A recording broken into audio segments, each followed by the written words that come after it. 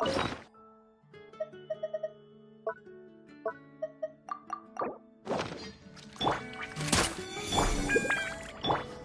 down!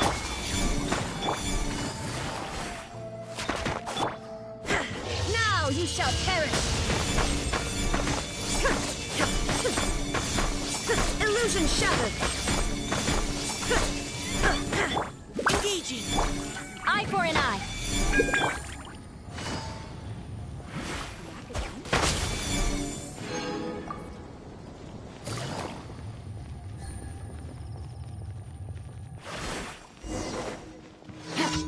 There is no escape! Take it easy. Crush!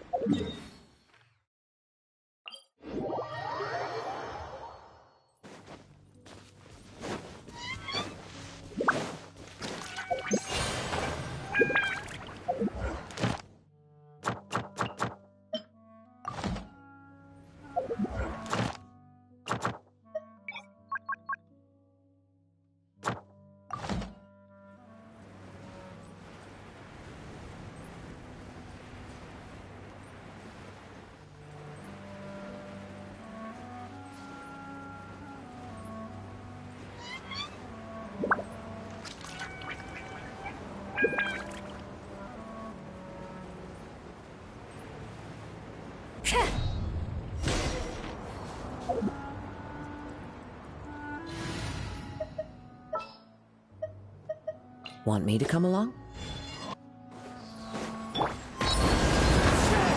Precision strike! Shudder!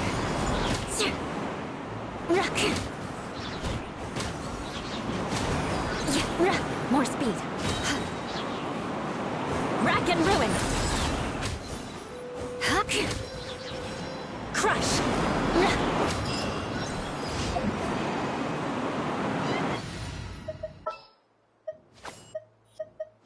Let's go get our...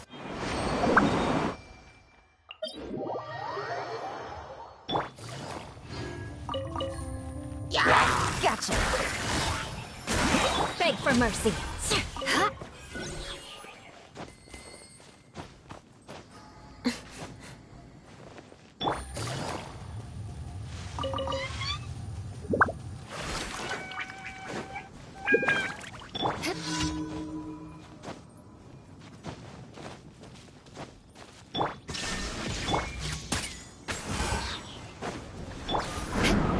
More speed! Shudder!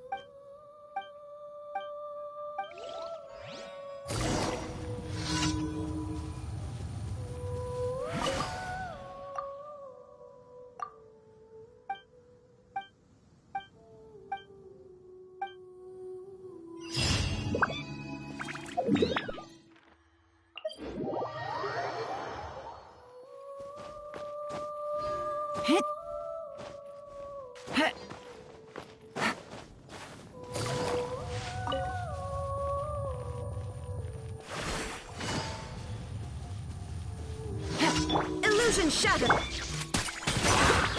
Take it easy. Game's up. Fine, go. Beg for mercy. Crush!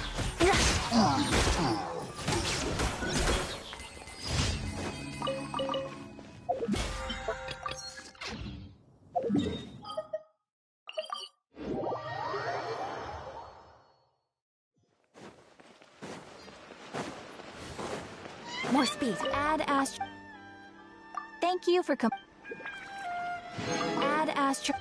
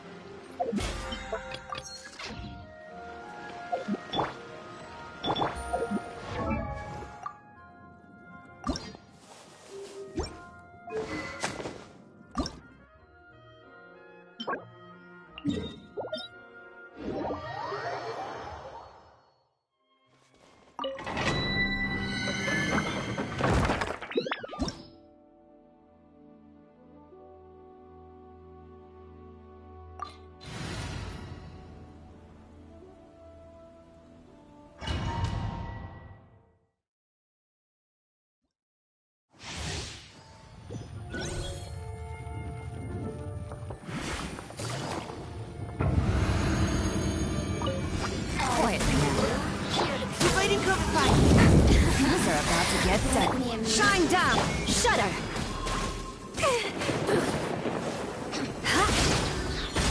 Crush! Vengeance will be mine! I condemn you!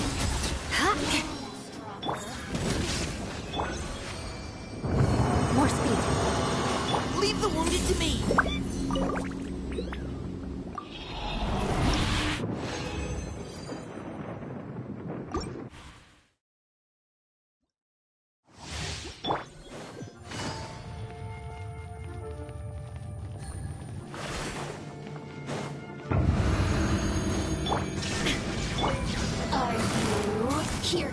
Busted.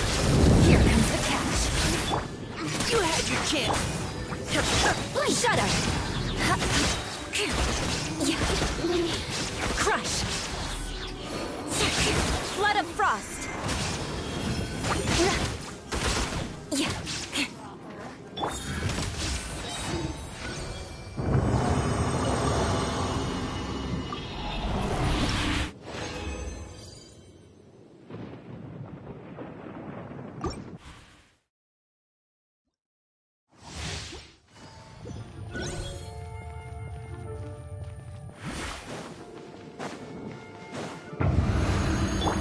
No escape. Are you Game's up. Neutralizing! Beg for mercy. Good grief. More speed.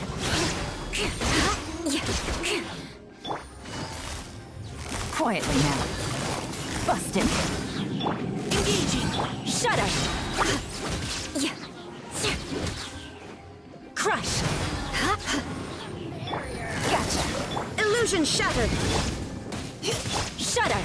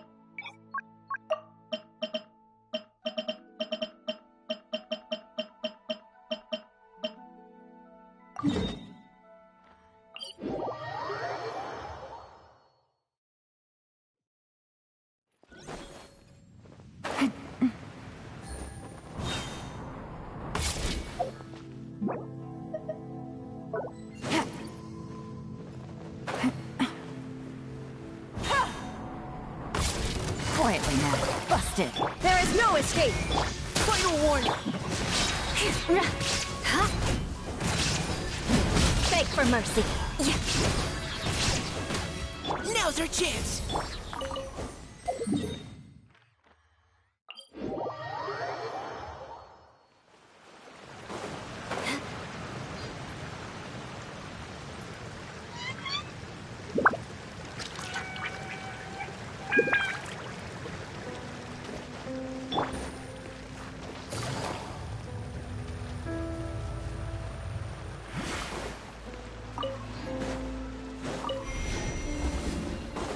Shine down.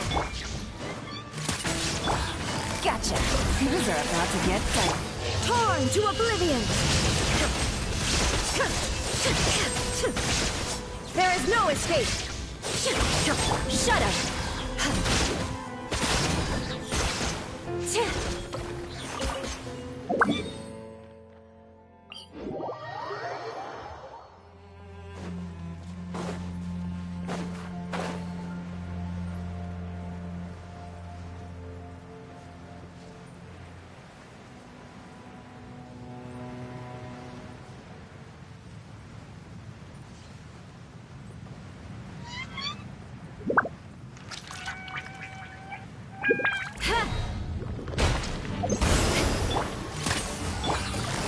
Here comes the catch.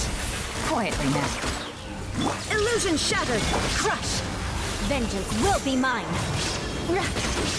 Eye for an eye.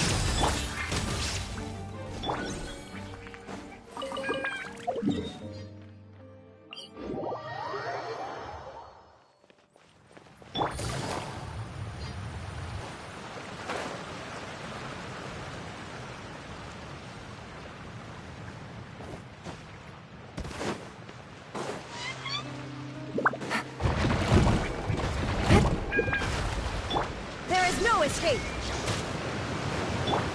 You had your chance. Gotcha. Things are about to get dicey. Now you shall perish.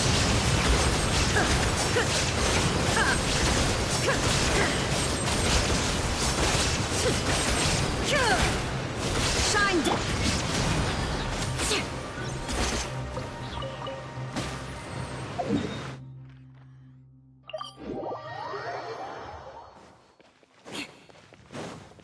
More speed.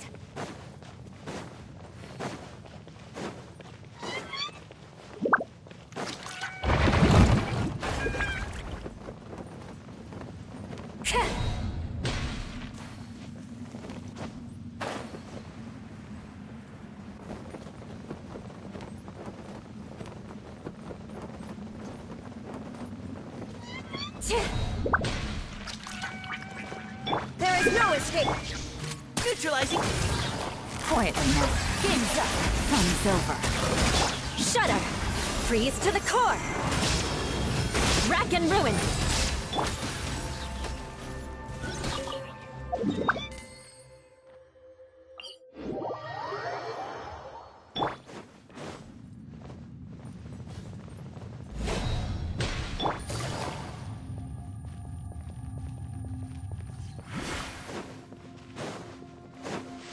Illusion shattered. Engaging. Let's keep going. Things are about to get dicey. Gotcha. Quietly now. Torn to oblivion. Shine down.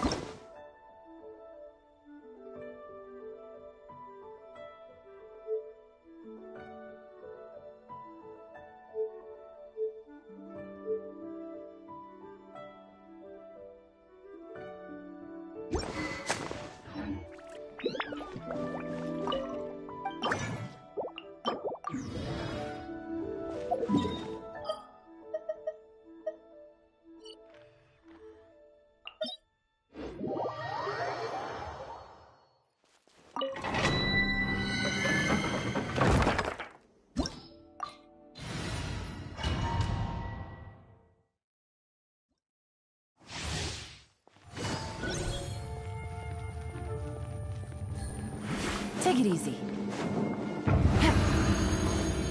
There is no escape! Game's up! Fun's over. Beg for mercy. Crush!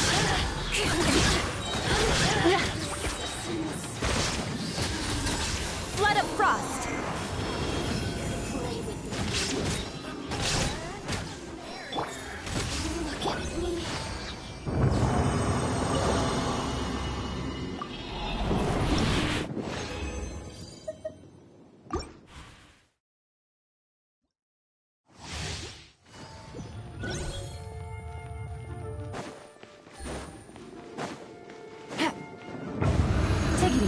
Illusion shattered! You had it!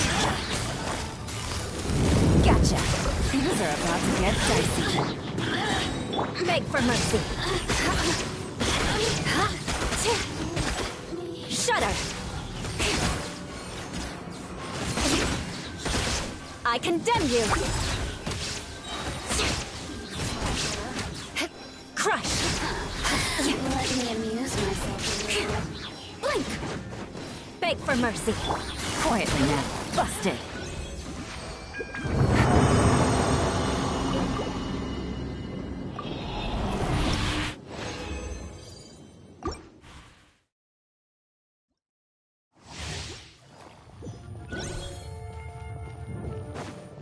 Take it easy.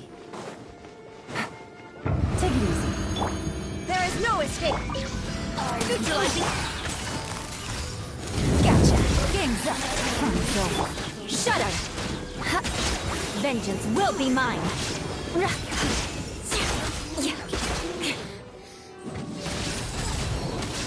More speed! Crush!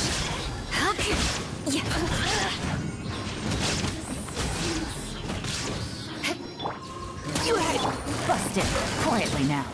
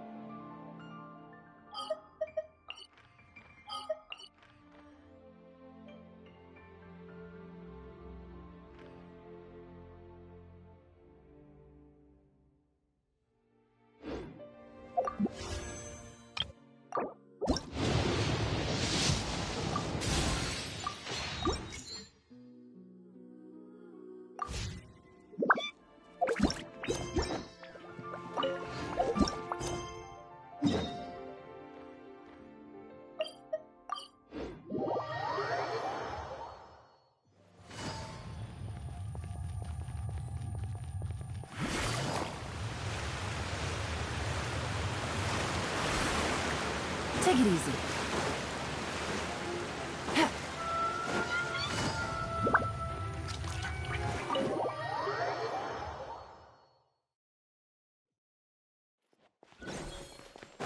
Take it easy.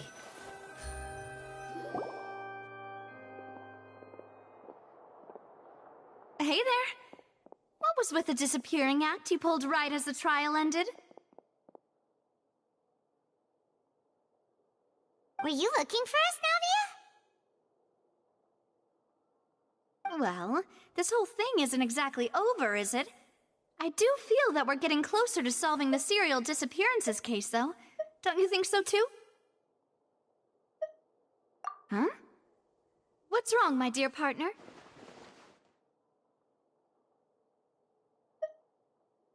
Besides, are you sure we're the ones who can crack a case that's been cold for decades now? And given that there's new evidence from the trial, there should be a trail of breadcrumbs for the Hydro Archon's people to follow now, right? Ah. I see. Well, I won't lie. I'm a little shocked to hear that from you. But I suppose you are just travelers who have only arrived in Fontaine after all. Sorry. I might have been too presumptuous. Don't say that, Navia. Ah, and we were having so much fun investigating with you, too. It was like having new waters flowing into a stagnant mire, causing new hope to spring forth, and the reflection in the murk to become clearer. Sorry about that. I'm a bit prone to nostalgia. Don't mind me. Wait, shall we have a farewell meal? You know, to commemorate our time as partners? Huh? Do we really need to get that formal? Well, guess you really did treat us as partners, huh? Well, I'd just like to have a proper ending to every important memory. That way there are no regrets later. Anyway, it would just be a meal, so it shouldn't take up too much of your time. You don't have to twist Paimon's arm. If Boss Navia's treating, count Paimon in! Oh, wonderful! In that case, why don't we return to the court of Fontaine and head to the Hotel de Boer? I believe we'll make it just in time for dinner. All right then, let's have our farewell meal!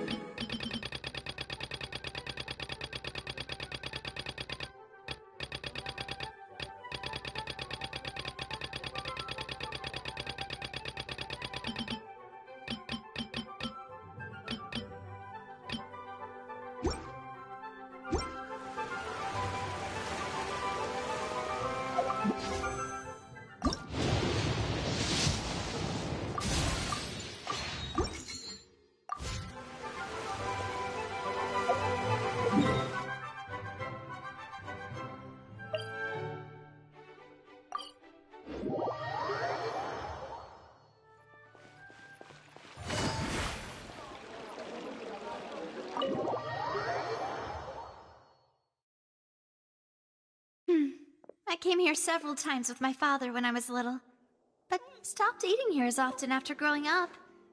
I hope the food here will be to your taste. Oh, don't worry. We haven't eaten at a hotel like this in a while. Paimon's getting excited already. In that case, I'll go order for us first. Please wait here a moment.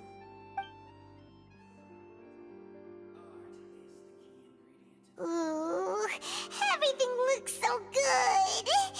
People in Fontaine sure know how to enjoy life. Why, of course. Go ahead, try whatever you like. If the food's good, I'll make a group reservation for the rest of Spina di Rosula next time. And if it's not? Well, then I'll still bring everyone. Albeit with only one dish per table. You, sure have your own way of doing things. Oh, we called this a farewell meal, but we could also treat it like a victory feast, right? We did just win that case after all. Oh, true. Very true. In that case, boss, we'll have another 2 dishes. Huh? Paimon didn't mean that you had to order even more food.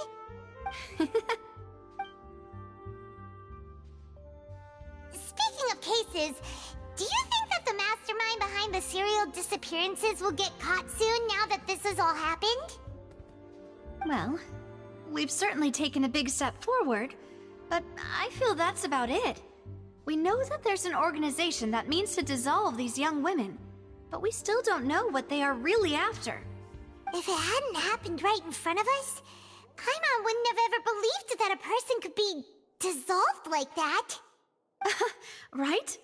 Yet it was because this was such a preposterous notion that the investigation could never really move forward before. Ugh. If only that guy could have finished speaking! We were so close to hearing who was behind it. In such investigations, even the smallest step can seem like a yawning chasm if the trail of clues is cut off. To be honest, I don't have high hopes for any follow-up that the authorities might conduct. It's not that I don't have faith in their ability, it's just that a different perspective is required in some matters. It's easy to guard against and deceive a single narrow perspective. A shift in thinking is required at such times in order to produce a breakthrough, which is exactly why the Spina di Rosula exist. Those highfalutin folk are not all-knowing. That's why we exist. To seep into the cracks where filth falls through, where their watch fails them. That's the kind of problems we solve. Seems Paimon thought things were simpler than they actually are. It's all right. Well, this was supposed to be a farewell meal, so I doubt you have further interest in this business, right? Let's talk about something else. Like, what are your future plans? That's true.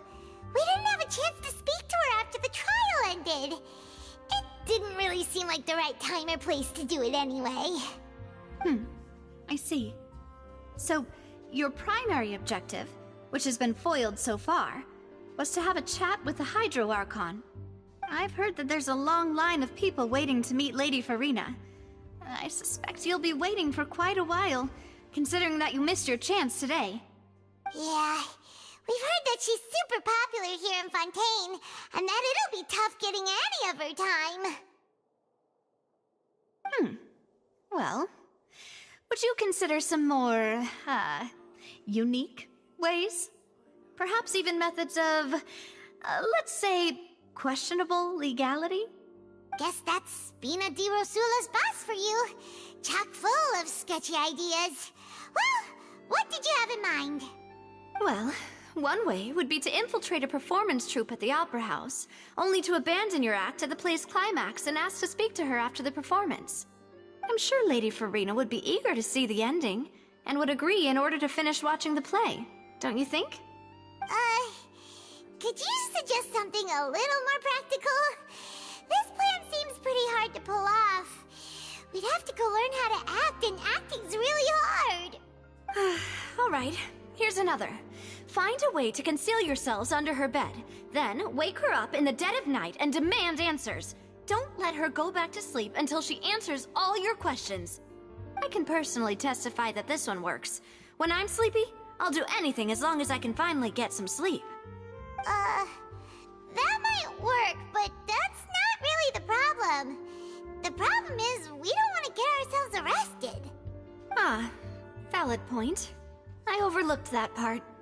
I was just thinking about leveraging a person's desire for sleep. All right, no more joking around. Perhaps you could... Oh, I don't know. Cut the line when she's on a break. You did defeat her in court, clearing citizens of hers from false accusations. False accusations she had nearly upheld personally. I imagine that she feels quite ashamed about the whole thing. You mean that if we catch her while she's on a break, she might be too embarrassed to refuse? Oh, that does make some sense. Why don't we give it a try after this meal? You know, strike while the iron is hot and all. Huh? Paimon, did you drink my Fanta? Was this your drink?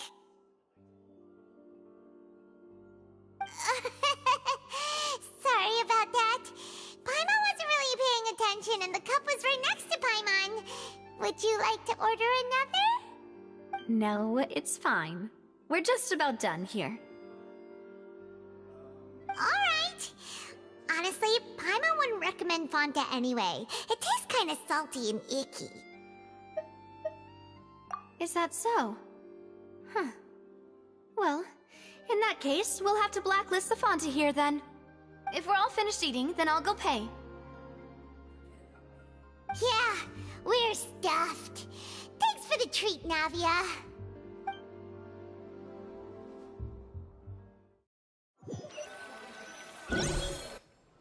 Oh, so full. Paimon can barely float anymore. Nah, that would be so... normal. You know, like you. Okay. As for expenses this month, we're left with... Hey, Navia! What are you doing over there? Oh, nothing. It was just a meal, you know? Nothing the Spina di Rosula can't cover. Let's get ready to try to meet the Hydro Archon again. Bye, Navia! So this is goodbye, huh? Well, if you do encounter any other trouble in Fontaine, you're always welcome to contact the Spina di Rosula. I'll give your requests the highest priority. In any case, I wish you smooth sailing. I'll see you again, partner. See ya!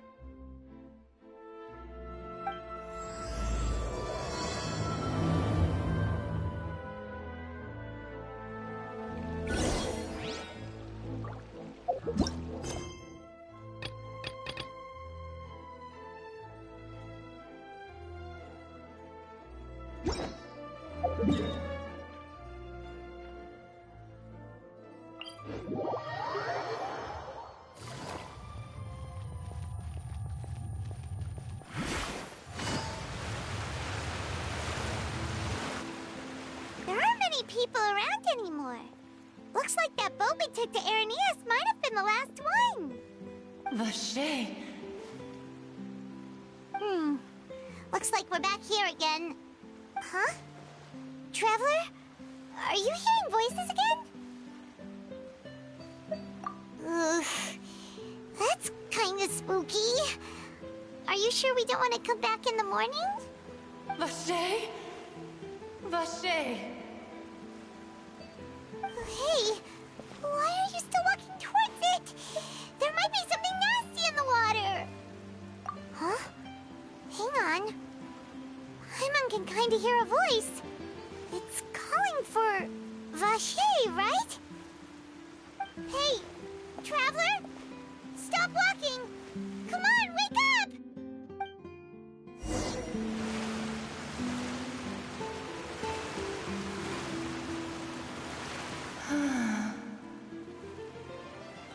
Vache, are you... my dear Vache?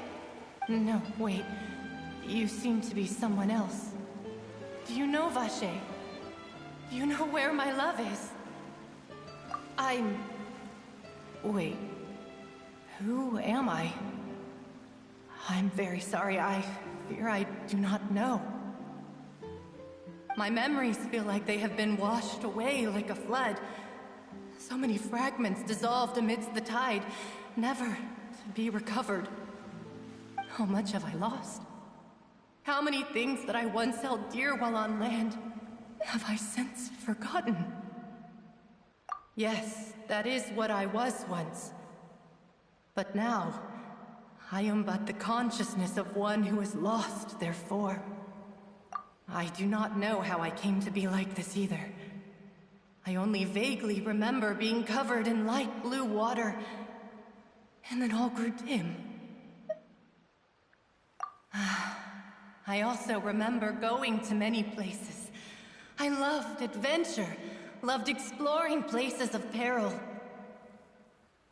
No matter where I went, Vacher would go with me.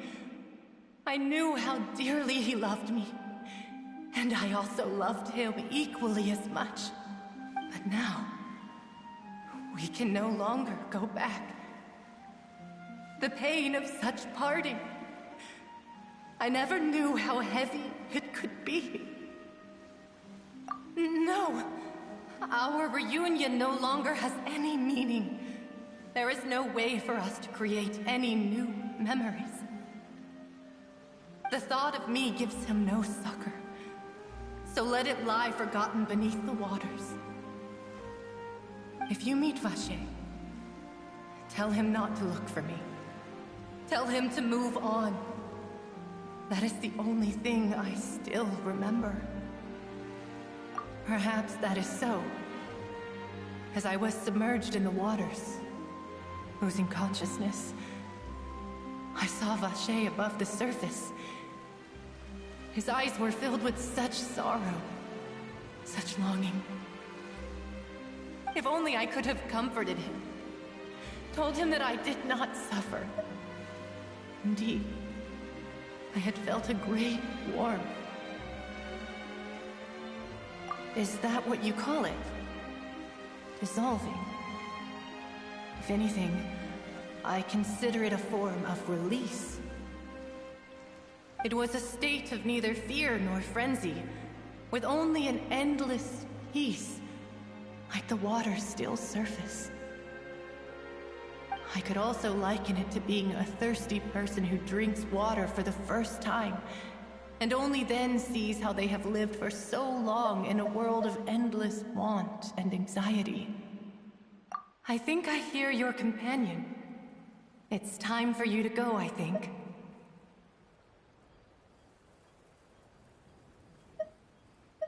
Farewell, then. I am glad that you were able to sense my presence. Remember, if you see Vacher, tell him not to seek me out any longer.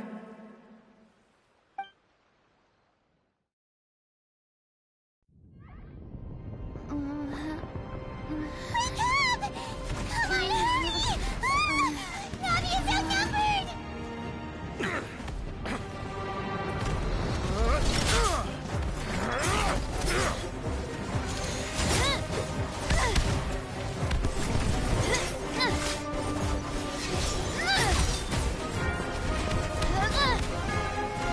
Demoiselle, look out!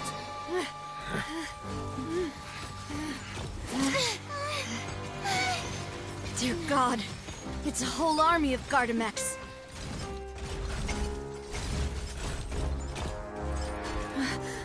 Chlorand?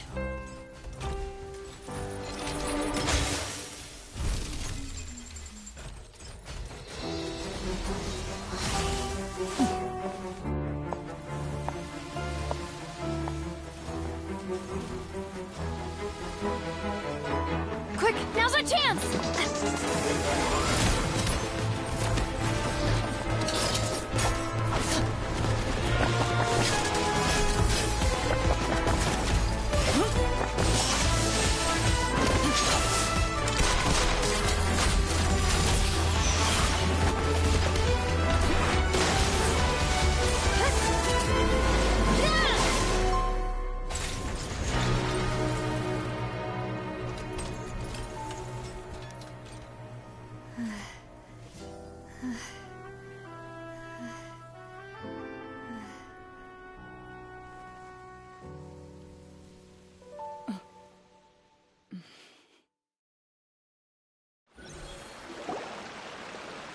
I should thank you for lending us your sword there, Clorand. But before I do so, could you explain how you managed to show up here? I followed you. It seemed to me that danger has followed you more closely as of late. I believe that following someone without their knowledge is actually called stalking, is it not? Mr. Callus's last wish was for me to ensure your safety, and I will not betray his trust. He would do the same, were he alive today. Do not speak of my father! Sorry, demoiselle. I was not strong enough.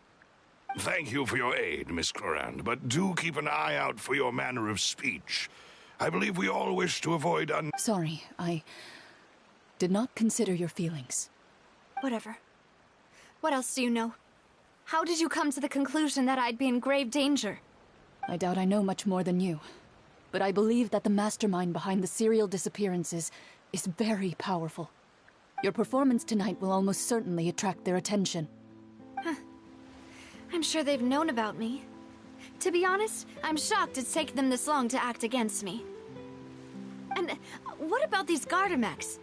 I thought only those associated with the Maison Gardiennage could control them. None of these mecha have serial numbers.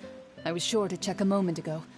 They are not the ones used by the authorities to enforce the law.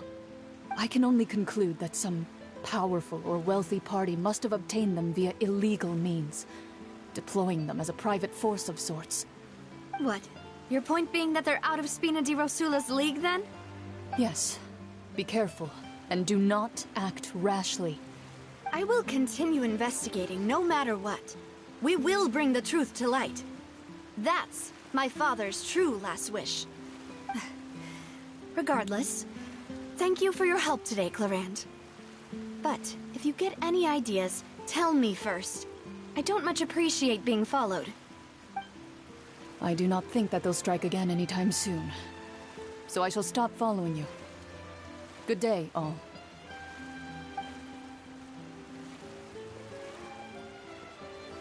Right. I suppose that's the best news we've gotten today. Demoiselle, I believe that Miss Clorand was being sincere with you. If we tried, we could attempt to thaw relations a little. I know, she's... Oh, thank goodness! Paimon thought we were done for! Those Gardamex came out of nowhere while you were unconscious, and Nadia and her gang saved us! Oh, and there was that champion duelist named Clorand who came out to save us too! We got lucky there. Paimon probably couldn't have fought them off otherwise. Oh, come now. Forget all that polite talk. That wasn't really a farewell meal we had back there. Not for me, anyway.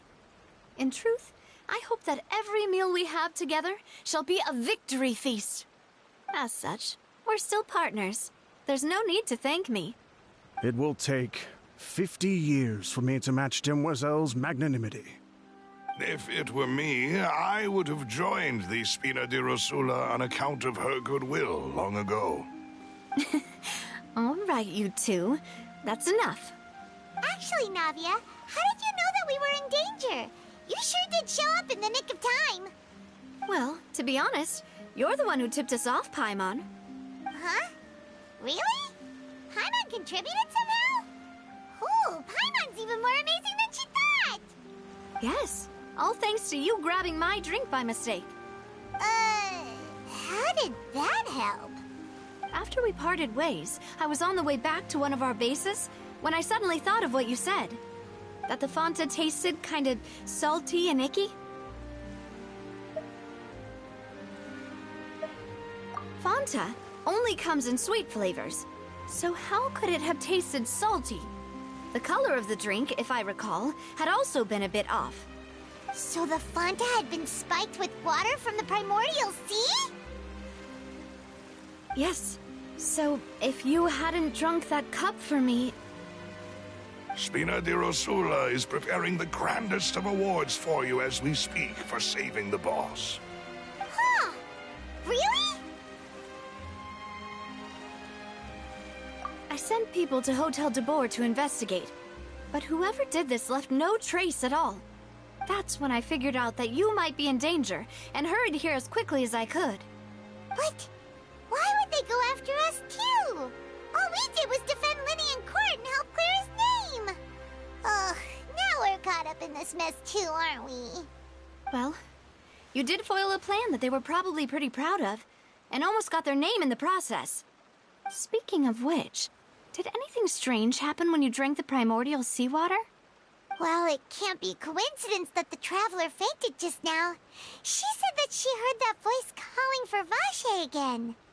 Oh, and this time Paimon heard it too, but it was real faint. Does this situation have to do with the primordial seawater then? Does that mean the primordial seawater raises someone's sensitivity to hydro when it's used on people who are not from Fontaine? That doesn't sound like too much of a bad thing, to be honest. New intel? While you were out cold? Well, let's hear it, shall we? Oh, that is important. Vache.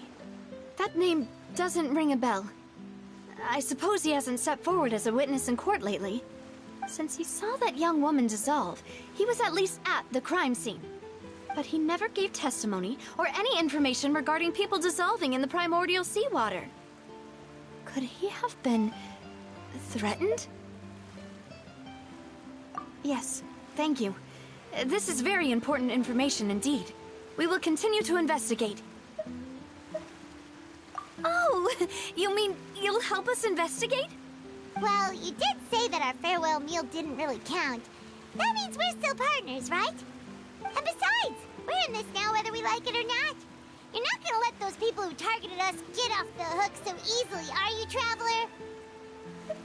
Demoiselle, do try not to look quite so pleased. You are the face of Spina di Rosula, after all. You talk too much. Well, in that case, let's head back to one of our bases, shall we? I'll arrange accommodations for you. We also have some plans to go over, and hopefully we can deepen our bonds as partners. But we'll take that one step at a time, I guess. Don't worry, you two. With us around, our base is definitely secure.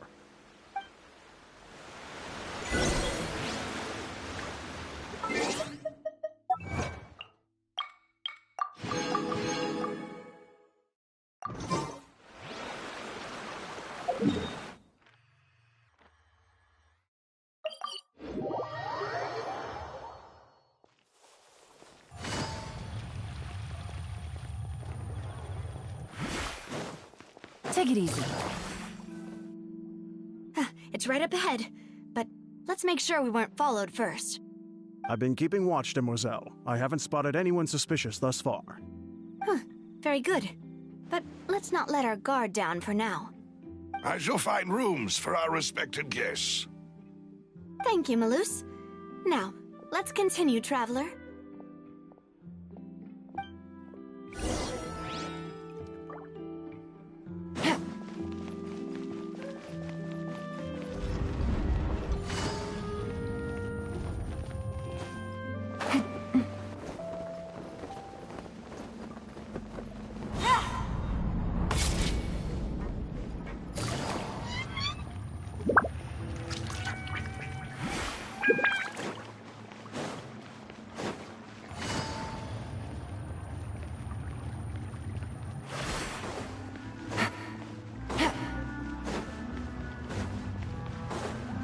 Take it easy.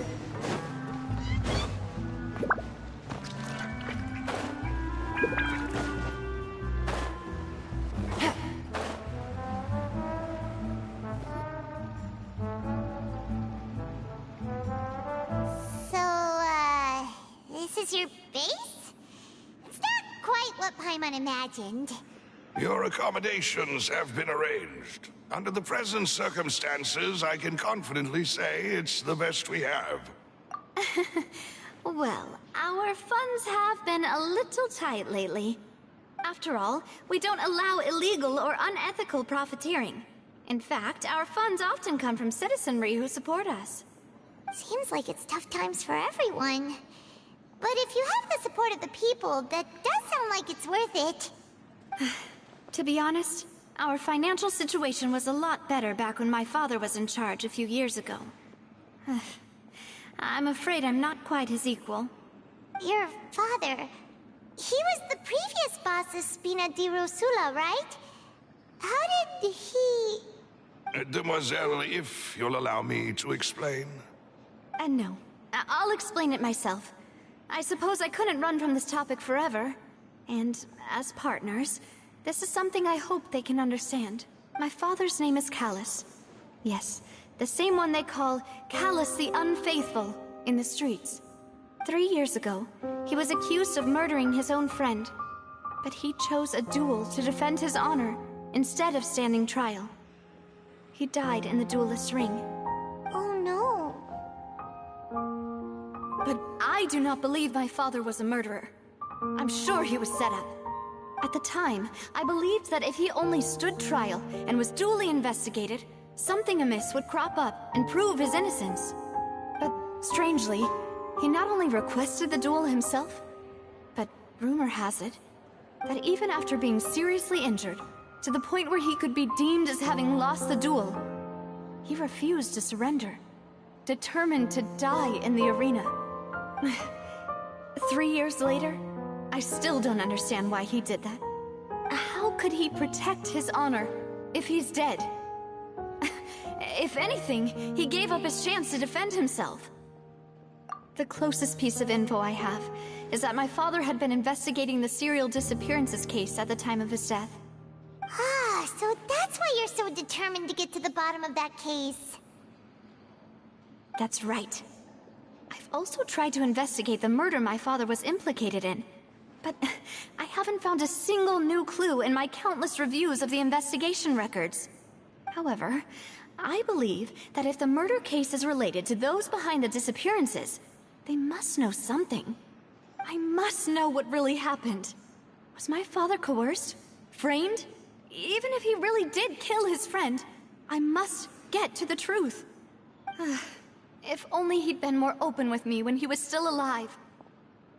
He even hid the fact that my mother died due to complications when giving birth to me. And now, here I am investigating his death. You really are a handful, aren't you, Papa? Demoiselle, please, if there is anything I can do, anything at all. I also will never believe that Master Callus murdered anyone. There are none whom I respect more than the two of you, Demoiselle. Master Callus did so much good in life, yet all it took was one murder case for him to be dubbed Callus the Unfaithful. Even our supporters decreased greatly due to that incident, hence our strained finances at present. Wait, if Callus was such a good man, wouldn't people at least be a little suspicious when he was accused? No. Perhaps people just revel in that kind of drama. It's not something exclusive to people from Fontaine, really. Everyone's like that. People love watching the evil turn over a new leaf, but they also enjoy watching good people fall into an abyss from one slip-up just as much. But how could... never mind. If Callus was really falsely accused, we have to find the truth. He didn't deserve to have that happen to him. There is one other thing. Master Callus's opponent in the duel was Ms. Clorand. Oh, her? Well, then, isn't that as good as saying that she was the one who killed him? Yeah, that's not the sort of thing that you can just let go and move on from. Ms. Clorand has always placed great emphasis on the honorable nature of the duel. If her opponent doesn't yield, she will not stop either. She knew Master Callus beforehand and greatly respected him, but seeing how he was resolute in the arena, there was only ever one choice she could have made. It's not that I don't understand her at all, but I just can't deal with this yet. Don't worry, Navia. Paimon knows how you feel. You don't have to force yourself to do that. Afterward, Miss Coran told us that at the start of the duel, Master Callus requested that she ensure Demoiselle Navia's safety. Yes, that is our understanding as well. Oh, Papa. What madness drove you to ask the person who killed you to take care of me? All right, anyway, that's the information I wanted to share with you. Even if it did sound like I was just complaining towards the end. Thanks. You two should go and rest. This was quite a day after all. Yeah. Paimon's beat. Please, relax and get some sleep. We will ensure you rest soundly.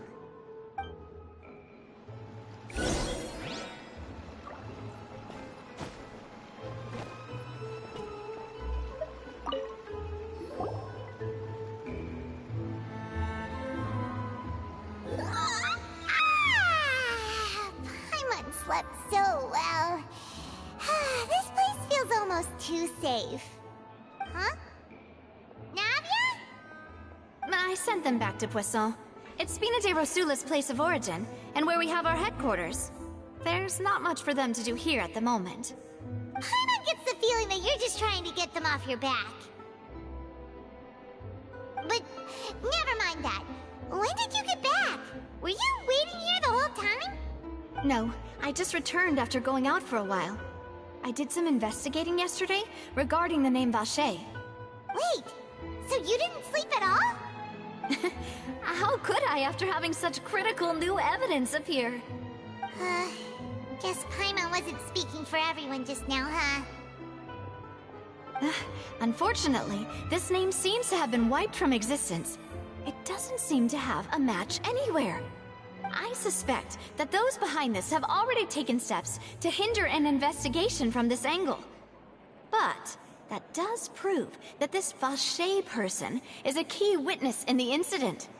Does that mean we're too late, though? No. There is one ray of hope. One place in Fontaine that they would find almost impossible to threaten, no matter how much they wanted to. And that is the archives kept by Chief Justice Neuvillette, a place where detailed files on all the cases in recent years are kept. If the Oceanid you met is one of the young women who went missing recently, we should be able to find some related information there. So Neuvillette maintains an archive of case files? Whew. Guess that's the hard-working Chief Justice for you. In that case, let's go talk to him, shall we? Aren't you coming along, Navia? Did you get tired? No, it's nothing. Let's go see the Honorable Chief Justice.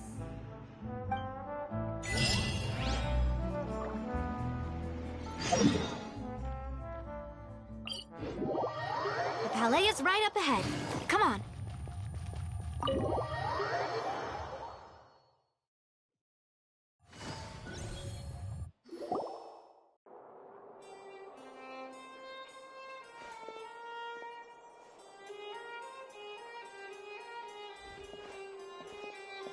Halt! Please state your business here. The Chief Justice is presently occupied with official matters.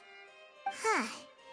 This place does look pretty heavily guarded. Guess that proves that Neuvillette's files are really secure. Hey, don't you recognize us? Huh? Who are you?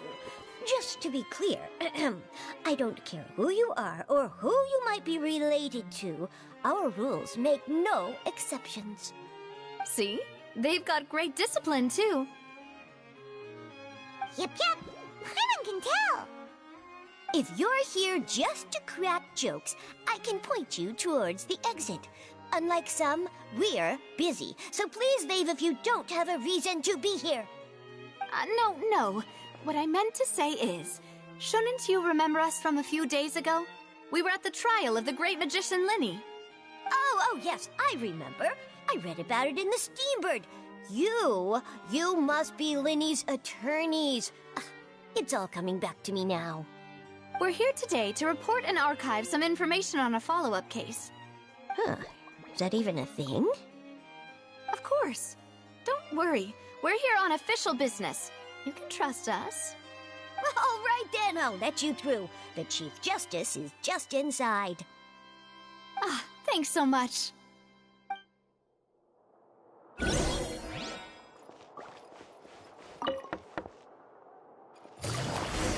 Please come in.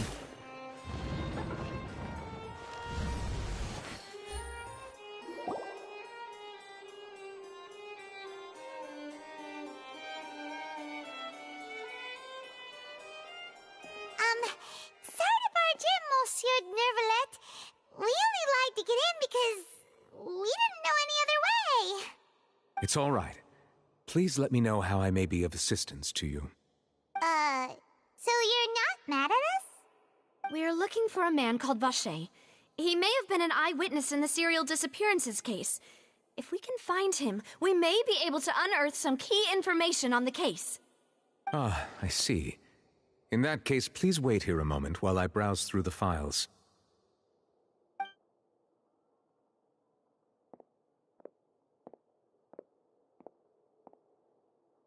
Who knew that Nervalet would be so easy to talk to?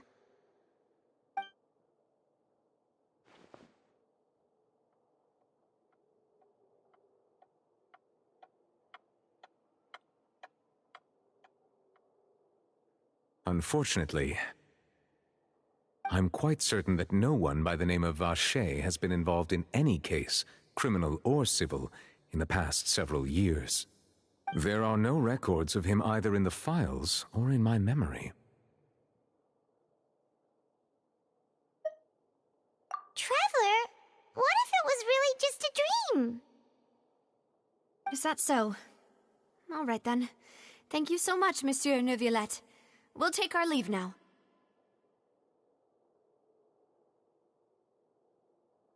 Ahem.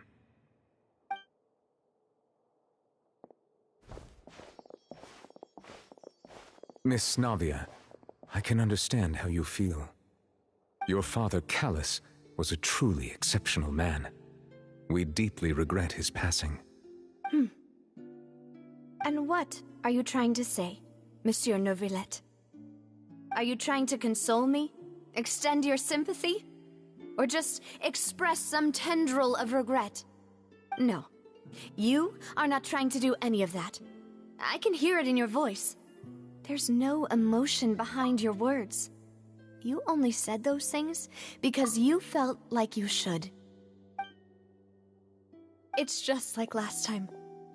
After my father took his place in the duelist ring, I pushed through the guards to talk to you as a last resort. You even told me then that you thought there was something fishy with the case, yet you still allowed the duel to go ahead. In your eyes, the value of a human life is nothing compared to those cold laws you hold so dear. If you truly regret my father's death, then why didn't you call a stop to the duel? Why didn't you give me the power to stop him from throwing his life away? Why did you just let him die, despised and hated by all? Everything was hanging on a thread at that moment. Just the tiniest effort could have changed everything. There are still so many things I never got to tell him. So many questions he still owes me answers to. If you really have no heart, then just look me in the eyes. I, Navia, will show you the true meaning of regret. I'm sorry, Miss Navia. You and my father are truly alike. You keep all kinds of things in your heart and never say a word to anyone. It's not so much that you can't feel, but that you would never express anything. Oh well. In any case, everyone already knows full well the apathy of the Chief Justice. My apologies for taking my emotions out on you, Monsieur Chief Justice. Let's go, Traveler and Paimon.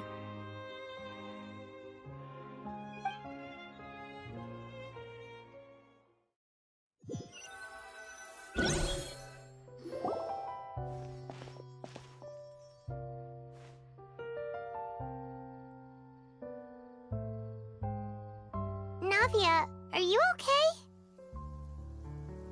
I'm fine. Rain. It's raining. You're right. Wasn't it still sunny when we went into the building? And there shouldn't be any active trials today. How strange. Now that I think of it, on the day my father was convicted of murder, it was also raining. What is it? Did you think of something? Yeah, he was outside. It was uncovered and the rain could fall there. Why? Do you think the rain could have affected the crime scene? That thought has occurred to us before. We've even expanded the search area to try to account for that, but didn't find anything of value. Oh? Wait. You don't mean... So you're saying that the true murderer could have been turned into water and then got washed away with the rain? Yeah, and if that's what had happened, then no one would have believed your dad, even if he explained what he saw to the authorities. I really think I found a true genius for a partner. You're completely right. How did I not connect the dots earlier? All right, let's go to Poisson. With this new lead in mind, we'll get to the bottom of my father's case for sure. Yeah, we're gonna make progress for sure this time. Do you want to go with me now? Or do you want to head over by yourself later?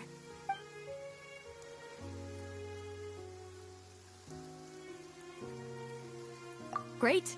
Let's go then.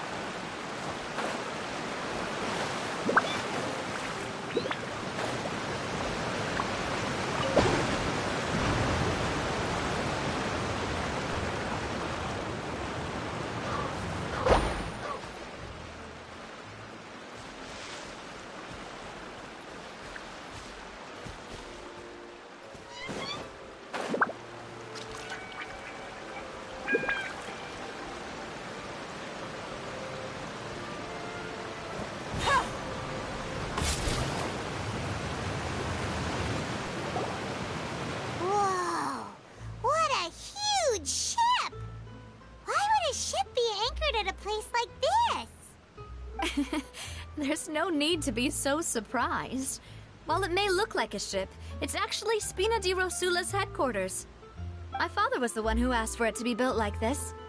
Perhaps our taste in exterior design is the only thing we occasionally had in common. A gigantic and glamorous ship embodies discovery, opportunity, ambition, and conquest. It symbolizes Spina di Rosula's bright and limitless future. And Paimon thought you were bluffing when you said Spina di Rosula had a glorious past. Paimon was confused why a group with such a history would live in the sewers. But now that Paimon has seen this ship for herself, she's been convinced. Well, Poisson is where Spina di Rosula began, after all. It's our main base, our home.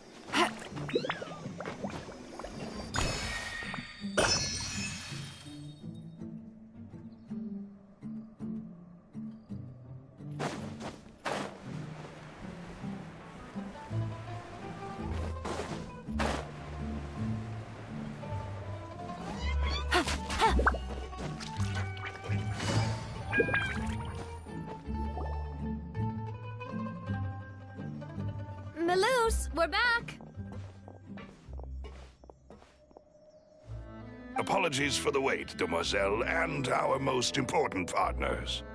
You said before that you still had some business at the court. What brings you back to Poisson so quickly? About that. It's because my partner here reminded me of something really important. You see, what if my father's case had something to do with water from the primordial sea? You still remember, right, Malus? On that night, it was raining? Yes, the case was quite similar to that of Mr. Linney's. Both were what you'd call impossible murders. Could you tell us a bit more about what happened before? Yeah, of course. Many years ago, something called synth began to gain popularity in Poisson. At a glance, it was a kind of drink that could excite your mood and produce many pleasant hallucinations. Wait! Didn't that guard guy who turned into water also mention that the primordial water could be used to produce some kind of potion? Yes, he did. Considering what we know now, it's almost certain that synth is created using water from the primordial sea. If you drink synth for an extended amount of time, you'll suffer many side effects, such as losing the ability to focus or control your emotions. And if you were to stop drinking it completely, you'll experience flashes of paranoia and anxiety while lacking energy to do anything. It's an extremely dangerous substance. As he oversaw Poisson, my father was compelled to put a stop to synth abuse and called for a complete ban of it. Boss's uncompromising attitude incurred the synth vendor's wrath, but no matter how much they threatened or bribed him, he refused to yield. Not only that, Boss became determined to find the mastermind behind the synth operation and put an end to the problem once and for all. Yes, but the enemy was very cunning. So he could never get anything out of the dealers, all of whom only sold the stuff and weren't privy to the rest of the operation. Recognizing that, my father decided to contact the dealers in secret and cultivate personal relationships with them. Finally, he was able to convince someone to become his informant. The man's name was Jacques. He felt greatly ashamed about his work after seeing many families destroyed by synth abuse. That night, my father hosted a banquet at his countryside estate. He planned to meet up and exchange information with Jacques over some food. But then, we heard 2 gunshots from the courtyard. We raced to the scene and found my father, still holding a gun, and Jacques, who was already dead on the ground. Huh? How did that happen? Aren't they on the same side? Sounds just like Lenny's case, doesn't it? In both cases, the culprit seemed obvious, but neither appeared to have any motive at all. Looking back on it, though, I now believe the most important clue was something we all overlooked at the time. There were pieces of clothing left at the scene. Precisely. It's all thanks to you that I made the connection now. Back then, we all just thought they were some costumes that Jacques used to disguise himself at the banquet. But, considering it now, it's almost certain that they belong to a third person at the scene. With one extra person, we'll also need to reconsider why the 2 shots were fired. You're right. We still don't know what happened. But my intuition tells me that we're on the right track to figuring it all out. I'm finally headed towards the truth.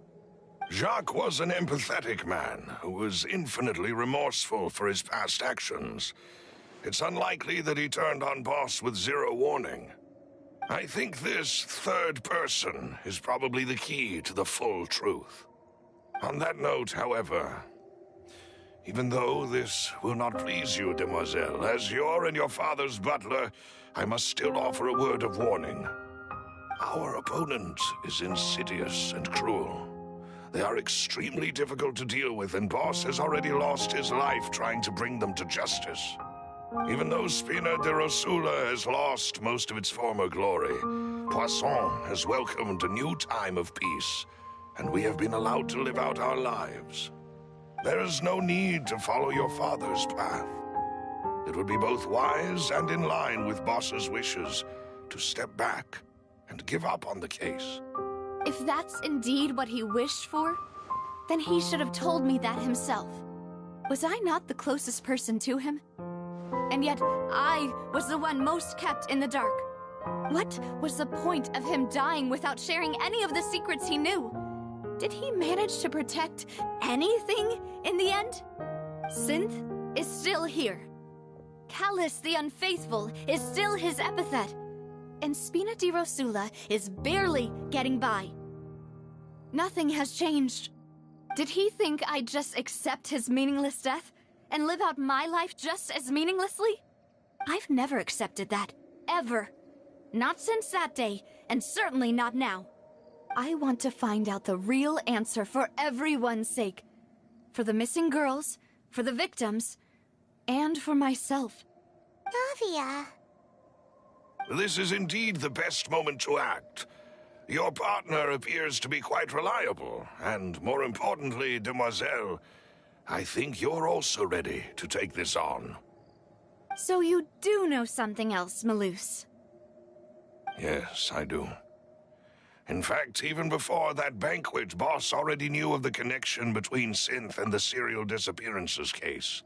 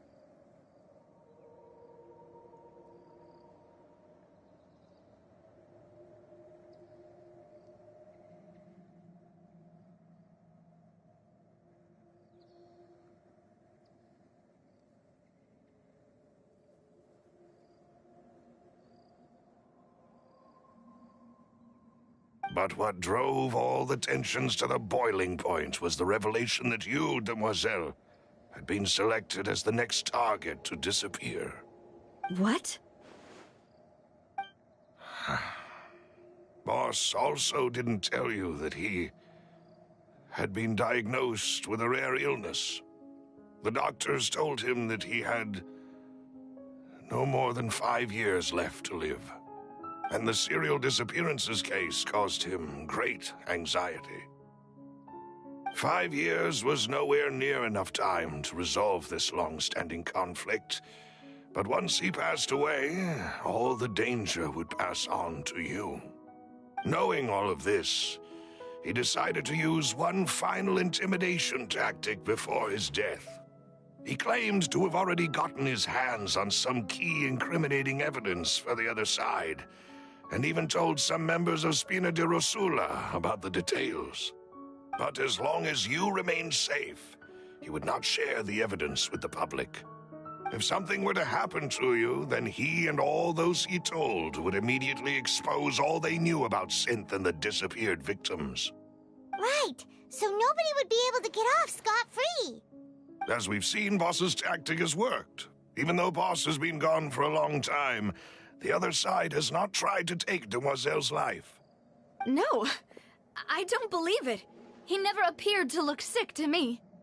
No father wants their daughter to see them weak and haggard, especially someone as proud as Boss.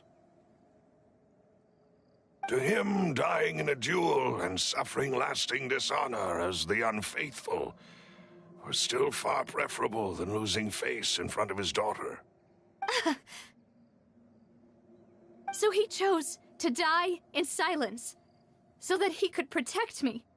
I'm afraid you're not understanding this correctly, Demoiselle. What Boss wanted to hand to you was not a parasol, but a sword. If Boss's spirit could hear you telling me that you want to find the answer for the sake of everyone involved, I'm sure he'd be extremely proud. That fool. Couldn't he have just given it to me straight? No. He might have set up everything precisely because he never thought I'd be able to understand him. Is that the amount of confidence he had in me?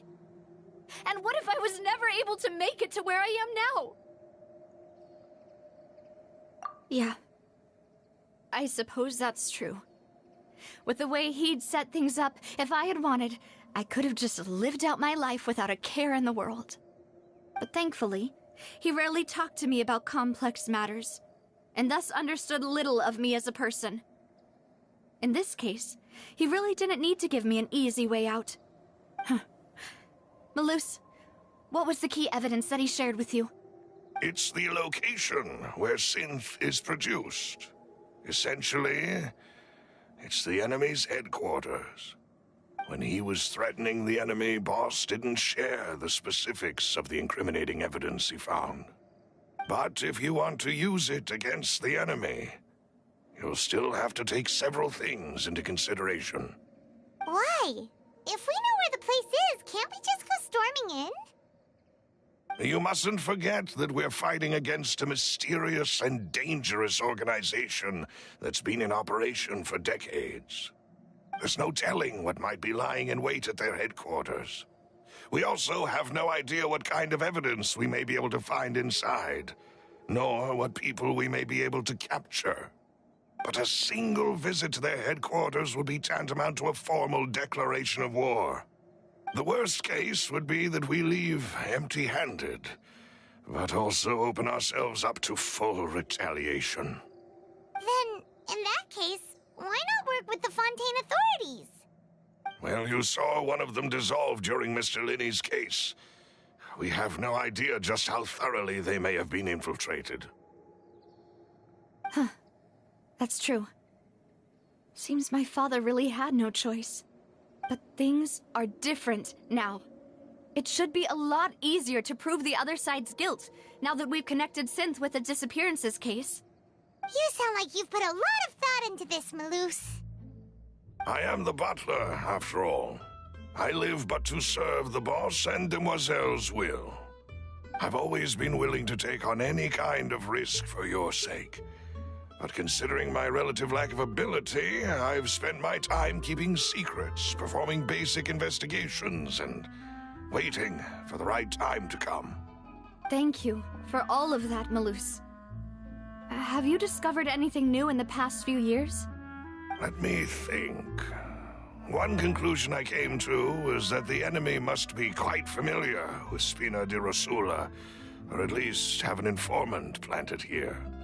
When I announced orders to the organization's members on Demoiselle's behalf, I used to deliberately keep a few people in the dark and observe the reactions of the synth vendors.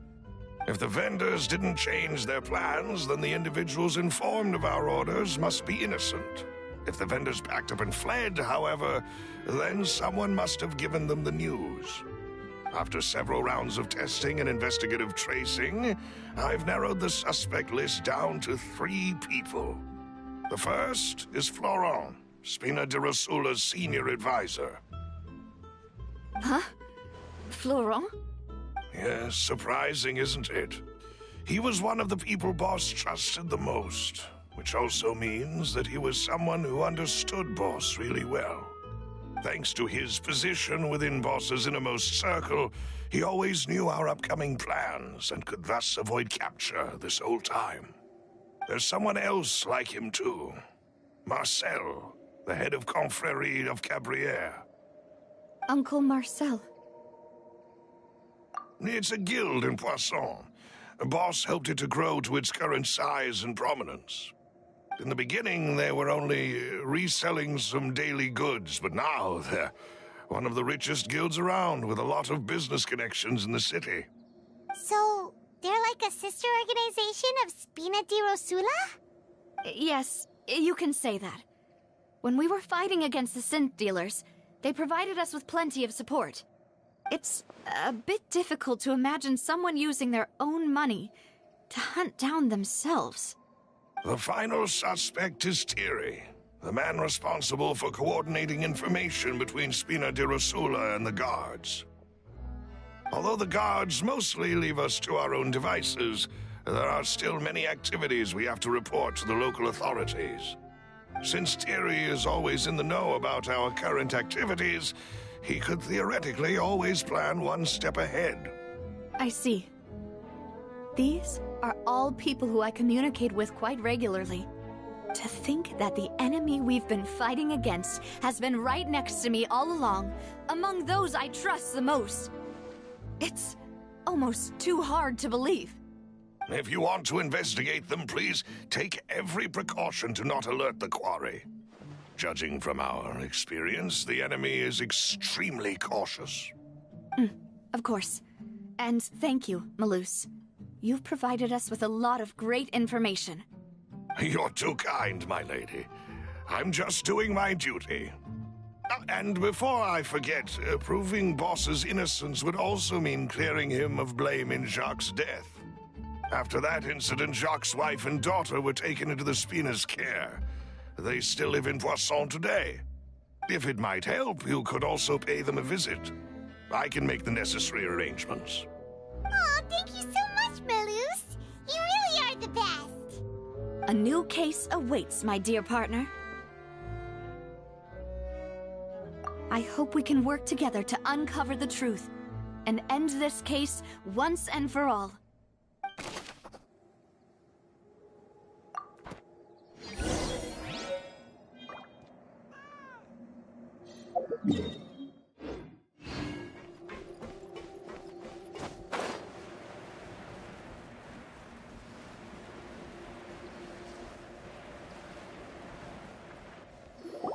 It is settled, then.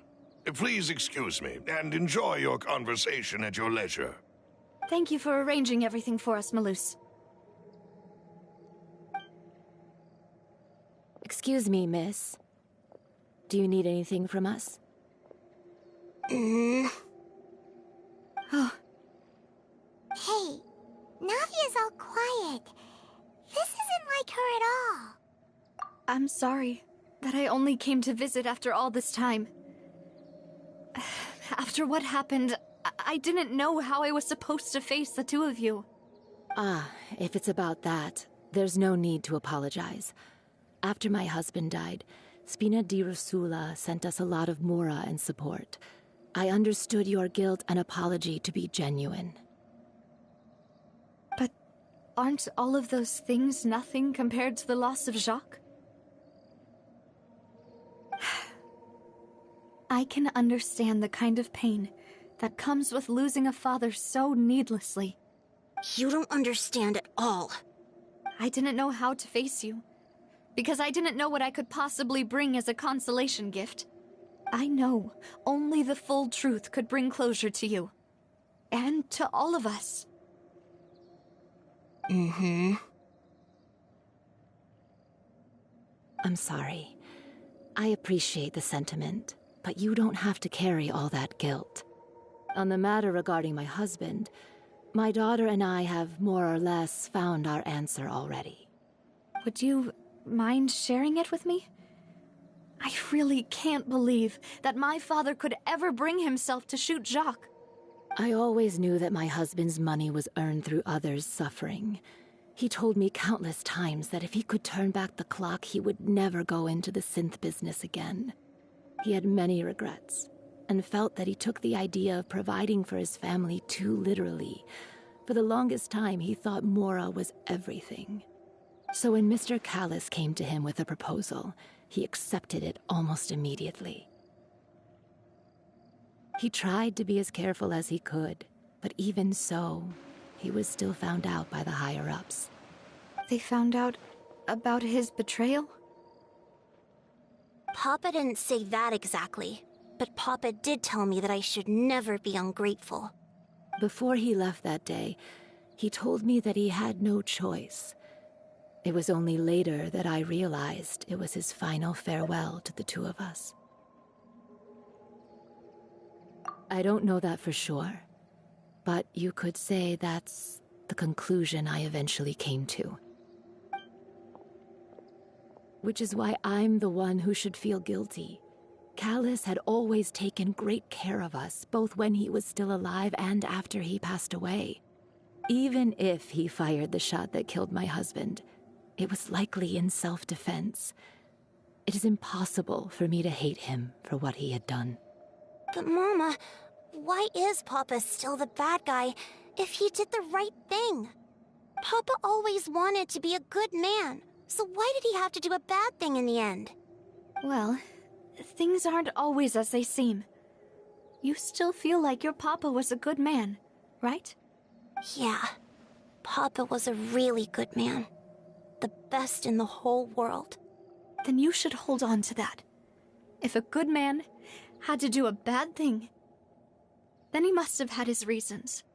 Regardless of whether he left you a parasol or a sword.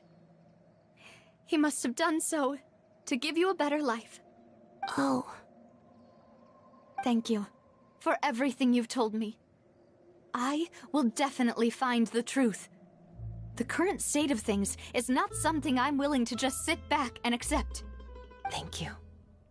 I'm very grateful to hear this from you.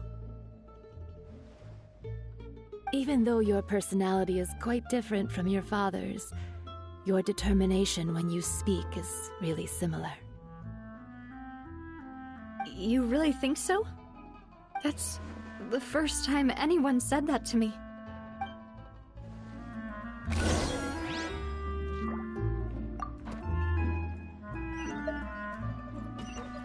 Are you okay, Navia? I'm fine. Don't worry. Let's investigate the 3 suspects next. Florent should be nearby. Greetings, boss. How may I be of assistance today? I'm sure you've heard about what happened at the Opera House. Someone got turned into water right in front of us. Yeah, I've heard. With something that dramatic, I'm sure journalists will milk it for all it's worth. And it'll be all the talk for the next several weeks. It also reminded me, on the day that the incident happened with my father, it was raining outside, and we found some clothes left at the scene.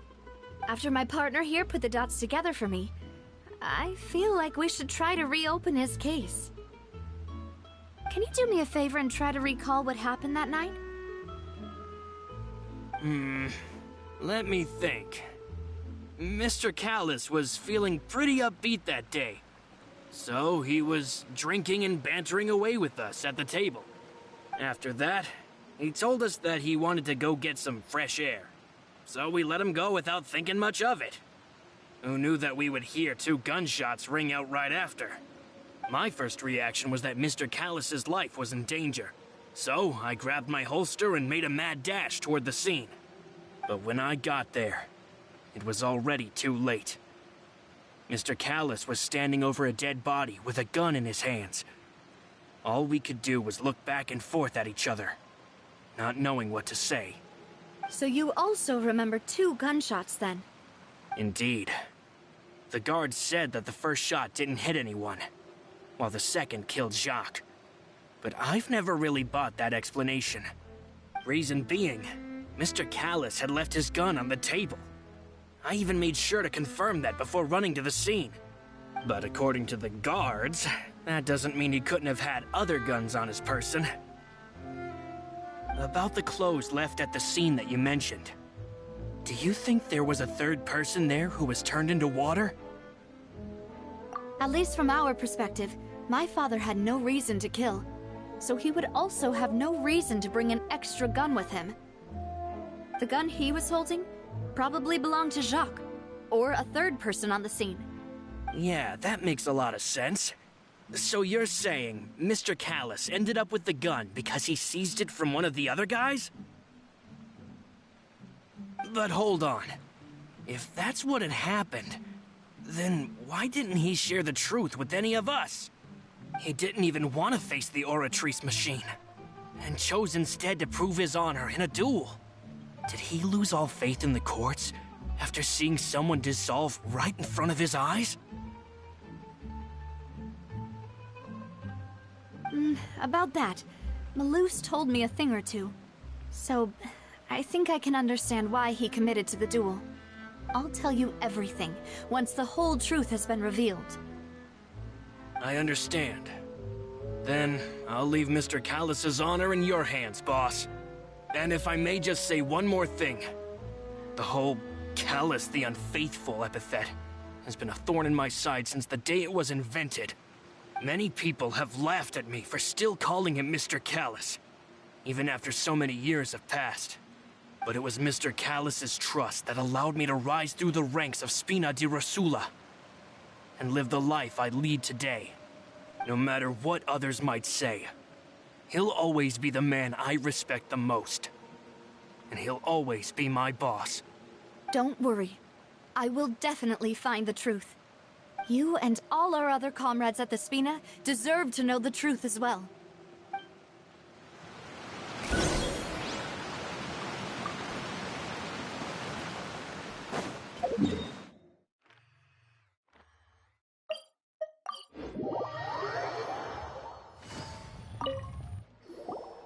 Hey, Thierry!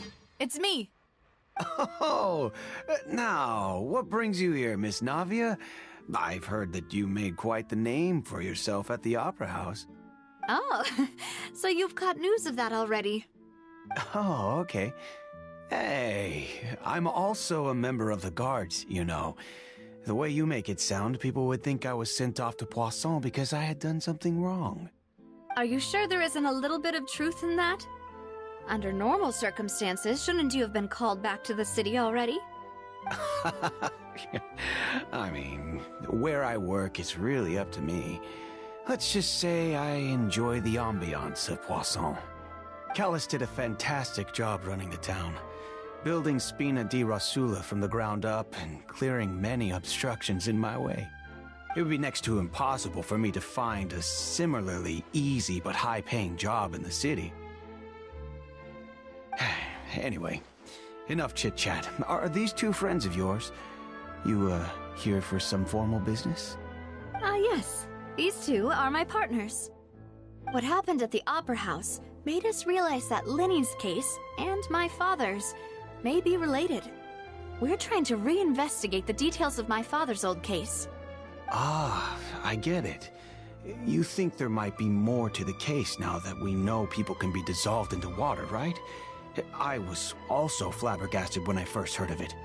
If you want to go through the original files from your father's case, I can help you look for them. That'd be much appreciated. Thank you. Actually, I have another question. Do you have the authority to dispatch Gardamex? Of course. Without them, I couldn't possibly handle Poisson on my own. Why do you ask? We definitely can't use them to forcefully get more evidence for your father's case. Well, you see, just recently, we were attacked by a horde of unnumbered Gardamex in the city. So, if you hypothetically wanted to do something against me, all you would need to do was get rid of the mecha serial numbers and send them after me.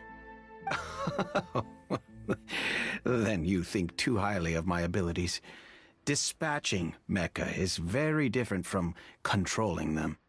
If I had to make an analogy, when you order a dish, the chef will make it for you.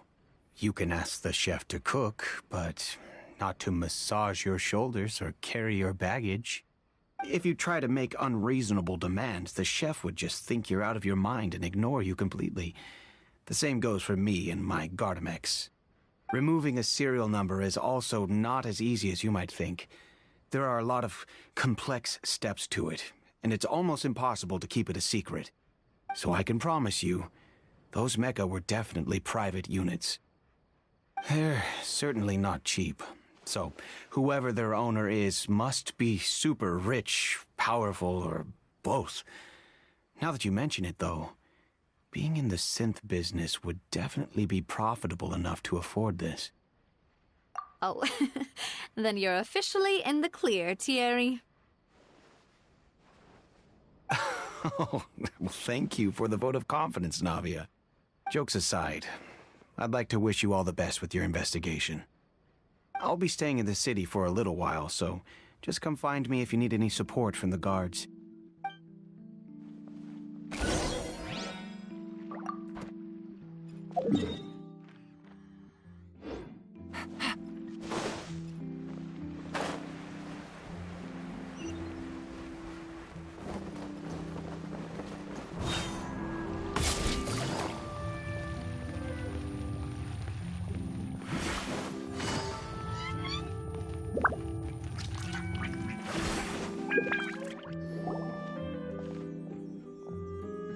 Hello. How may I help you? I'm here to see Marcel. Could you please let him know? You can just say Navia's looking for him. Sure. I will let him know right away.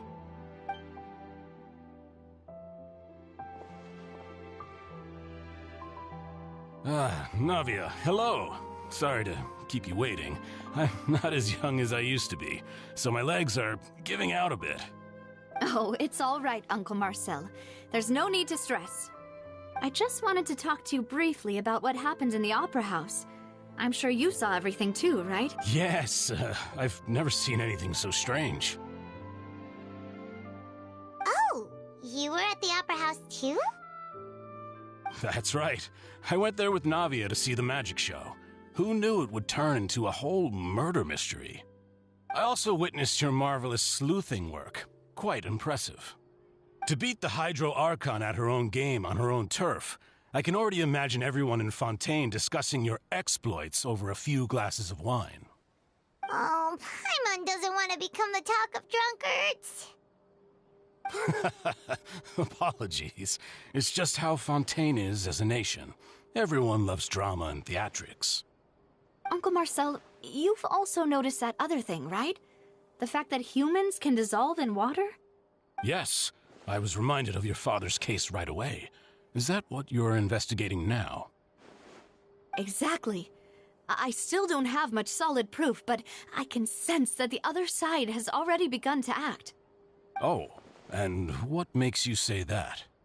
We were attacked on Araneus by some unnumbered Gardamex. And there was also an attempt to get me to drink water from the primordial sea. If not for the vigilance of my partner, I probably wouldn't even be here talking to you right now. Oh, you're giving us too much credit. Wasn't it you who protected us? Alas, it seems things are heating up again. The peace that Callus sought so dearly will soon become a thing of the past. But rest assured, Navia, Poisson will always remain a safe haven for you. If you're scared, you can always return there. If anyone dares to lay their hands on you there, the Confrérie of Cabrières will use its funds to the last Mora to bring them to justice. Thank you, Uncle Marcel. But I don't intend to go into hiding. I'm going to strike while the iron's hot. Do you have any new thoughts on my father's case? About that. Sorry, my age is catching up with me, so it'll take me a while to recall my memory.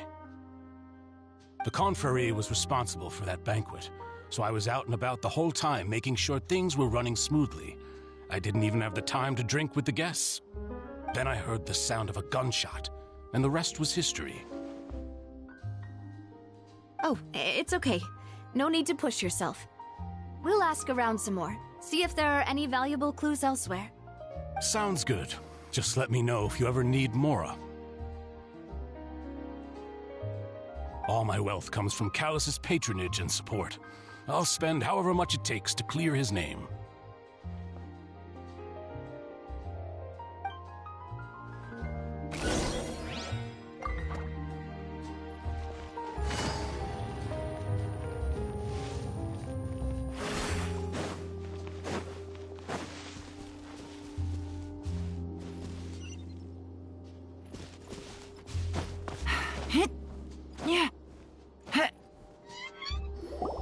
We've talked to all 3 suspects, purely based on their conversations with me.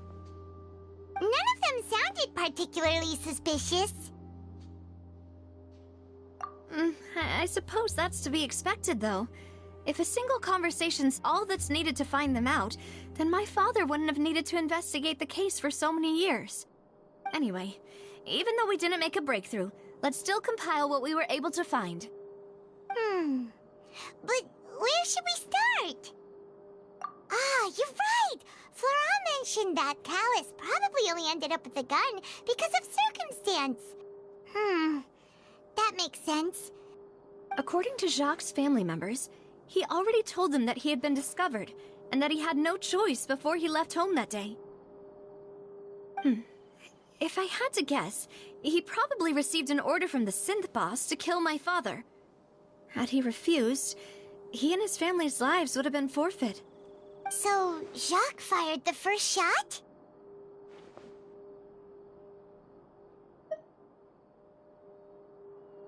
Oh? And why is that?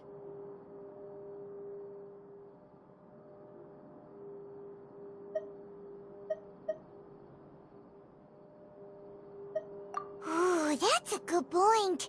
Jacques probably already knew that he was just being used as a tool for murder. And once he had completed his mission, he'd be of no more use to his boss. So, what would make more sense from his perspective would be to turn his back on the Order and seek protection from my father. Makes sense. But without evidence, that's still just a theory. Besides Jacques, the attack from the Gardamex has been bothering me quite a bit as well. It's obvious that our enemy has become more antsy after the secret of the primordial seawater was revealed. Do you think he knew, even then, that we'd follow this lead to the end? Given everything that's happened since, it's quite possible. But who among the 3 suspects would have the ability to control privately owned Gardamex?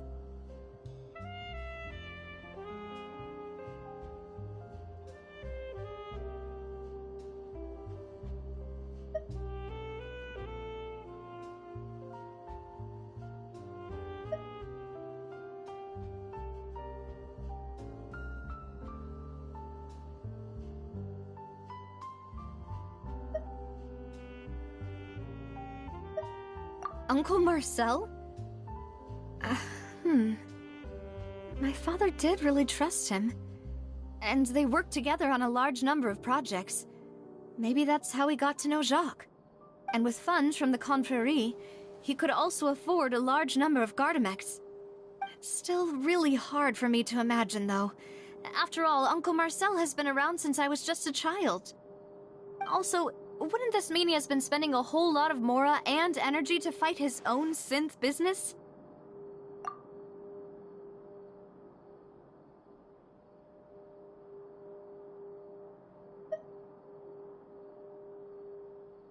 Thierry, you say? It is possible that he's figured out a way to convert the Gardamex for personal use. But I didn't feel like he was lying when he was talking to us about the mecha. I also don't think he'd be able to keep that kind of tampering under wraps.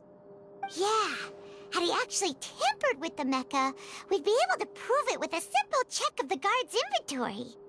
If the mecha were taken from the guards, it should be pretty easy to find out when and how that happened. Florent? It is true that he was closest to my father, and thus had the best chance of learning about his dealings with Jacques.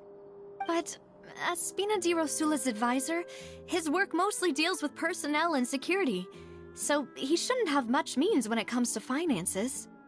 So you're saying he's too broke to afford a mecha army? Exactly. He can't. And even if he could, I don't think he would be able to dispatch a whole group so quickly. Who could it be?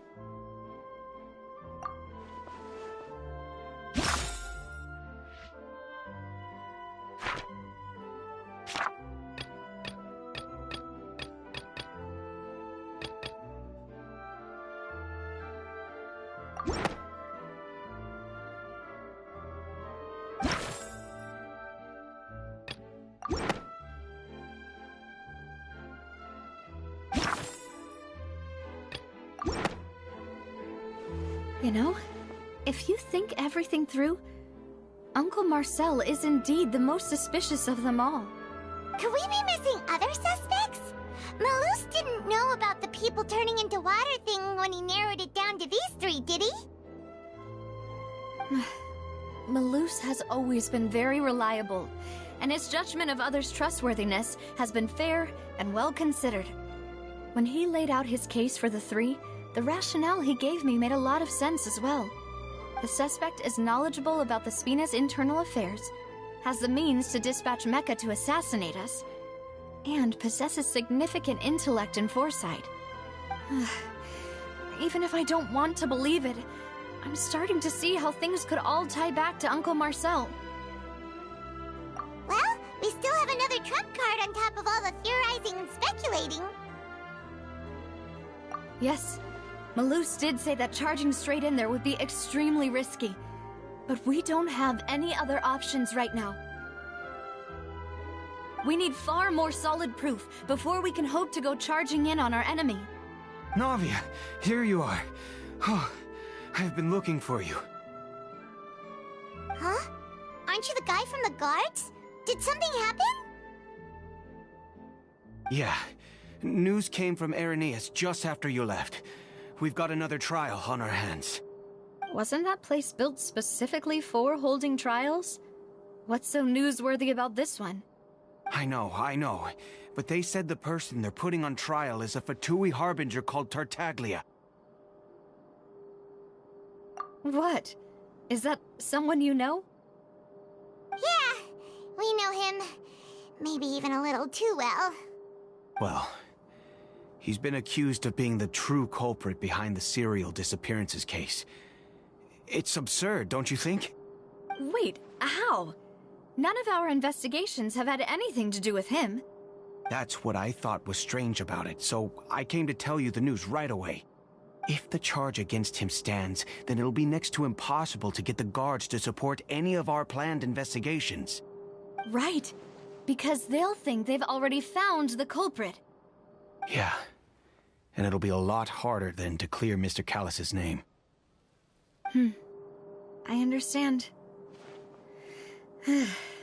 Well, partner, what do you think we should do? We still haven't found any conclusive evidence. Huh? Split up? What do you mean?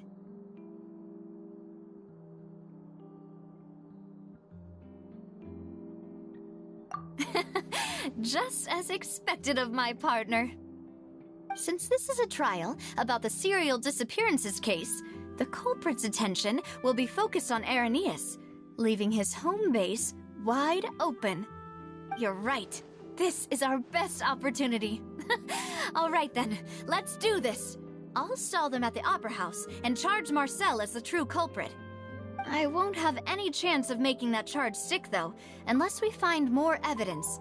It'll be up to you to make it back in time and hand the decisive evidence to me. We'll help you, just like you helped us in Linny's trial. Demoiselle, please allow us to accompany you. I'm ready. Ah, Malus, Silver.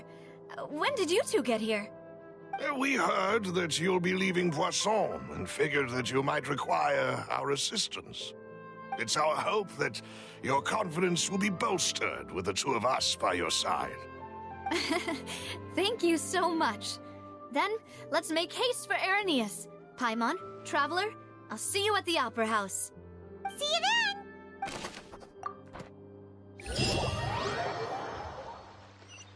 Now that Navia has set out for Irenaeus, we should also get going. The location has already been marked on the map, so let's head over. According to Malus's info, the synth production base is underwater. Let's go and try to find the entrance.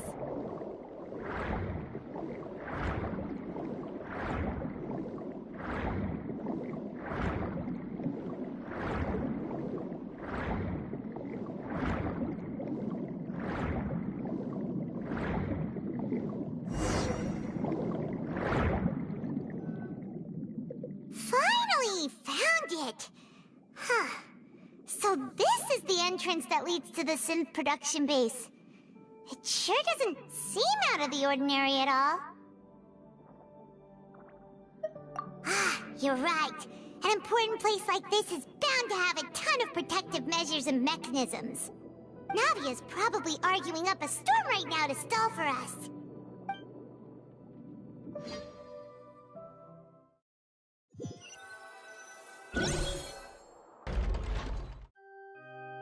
It would appear that I must repeat my question again, Mr. Tartaglia. Do you accept the charge that you are the true culprit behind the serial disappearances case? To be perfectly honest, I don't understand your country's complicated court system, or the reason why I'm being charged with something I've never even heard of. However, I did hear that people who have been charged can choose to participate in a duel to clear their name. Is that right? In which case, as long as I accept the charge, I can have an all-out fight with that champion duelist Clorend, right? I've got to admit, that's one of the most enticing offers I've ever received.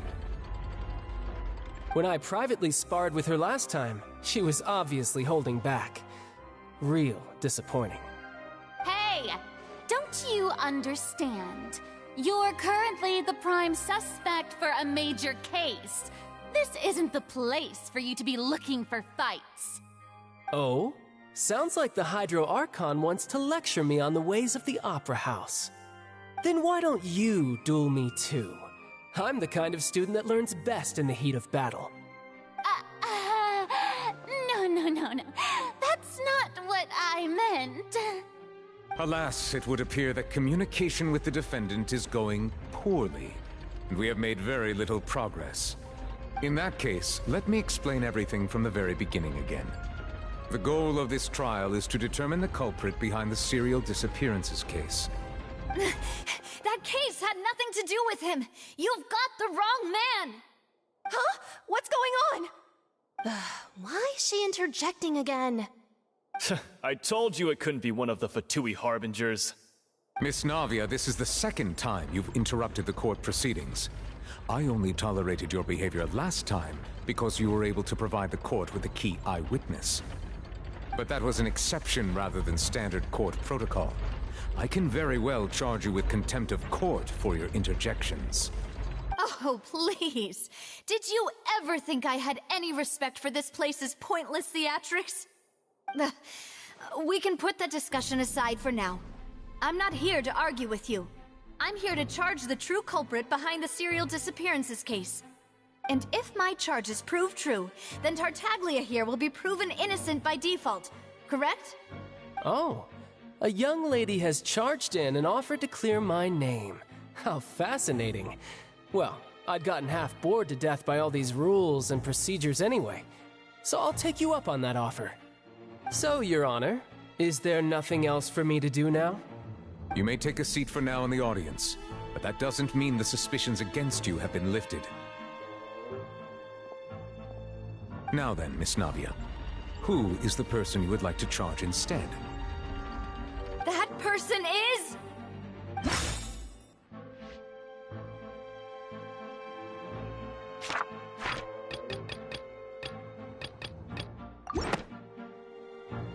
Marcel, the head of Confrérie of Cabrières! Huh? What confrérie? Never heard of them in my life. I've heard of them, but weren't they Spina di Rosula's sister organization? Oh, is this going to be a friends to enemies type situation? Please let me remind you, Miss Navia, that charging someone is an incredibly serious matter. Committing to the charge also means taking on the legal responsibilities associated with it. And if the charge fails, depending on the circumstances, you may also be charged with the crime of making a false accusation. Knowing this, do you still wish to charge this man? Yes, I do. In that case, I declare the charge to be valid. Miss Navia and attorneys, please take your places on the court. Members of the guards, please contact Mr. Marcel right away so that he may stand trial.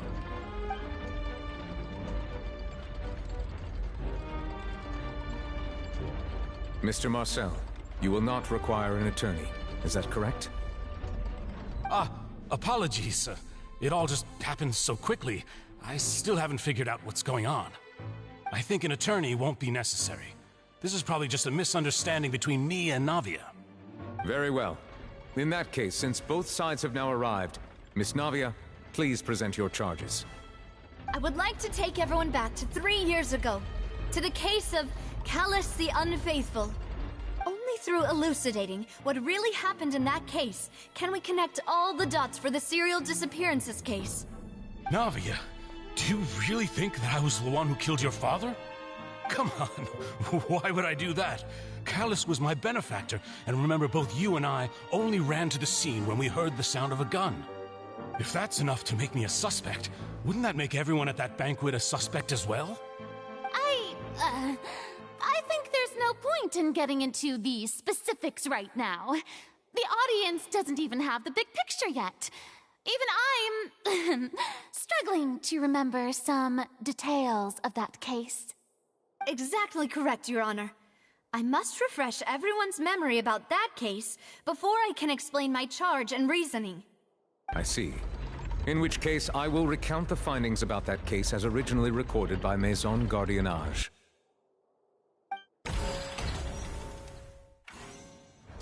On the day of the murder, Spina di Rosula hosted a large banquet in a countryside estate owned by the Confrérie of Cabrières.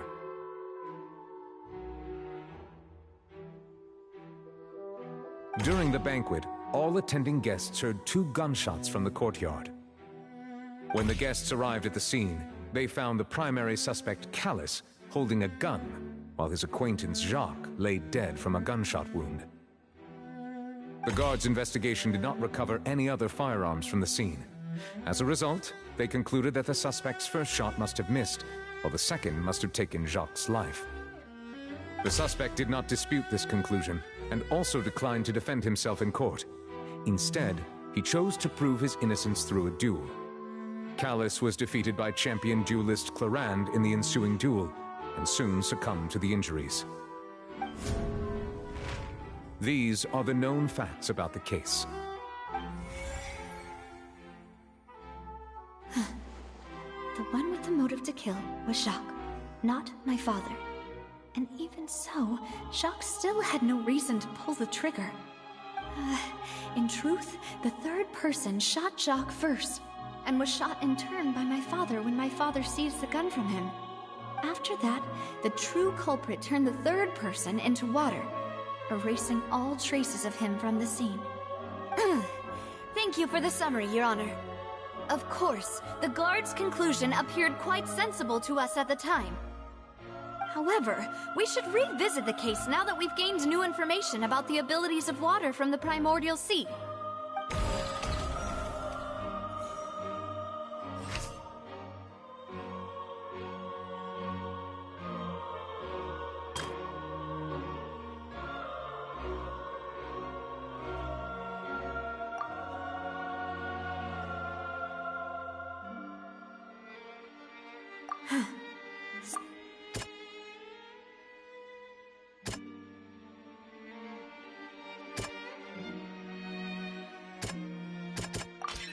The testimony of the victim's family confirms that Jacques had thoughts of assassinating Callus when he set out for the banquet. However, unfortunately for Jacques, the true culprit had already considered this possibility and had sent out another assassin.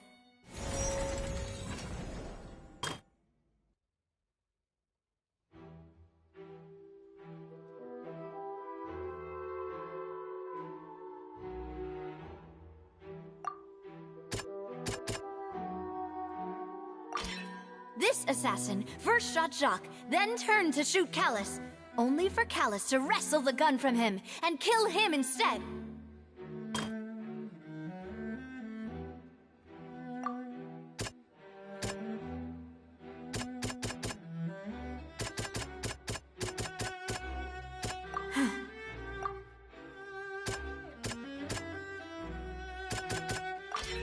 A pile of clothing was found at the scene.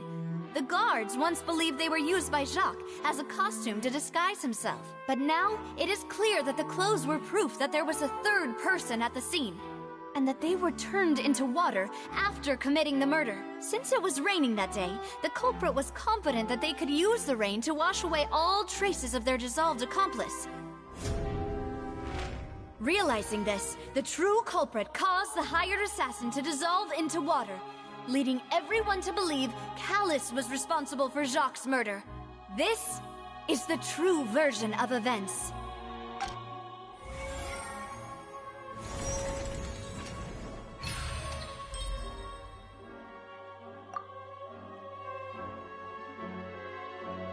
So that's what happened. Wait, you're telling me something as dangerous as water from the primordial sea has been used for all these years?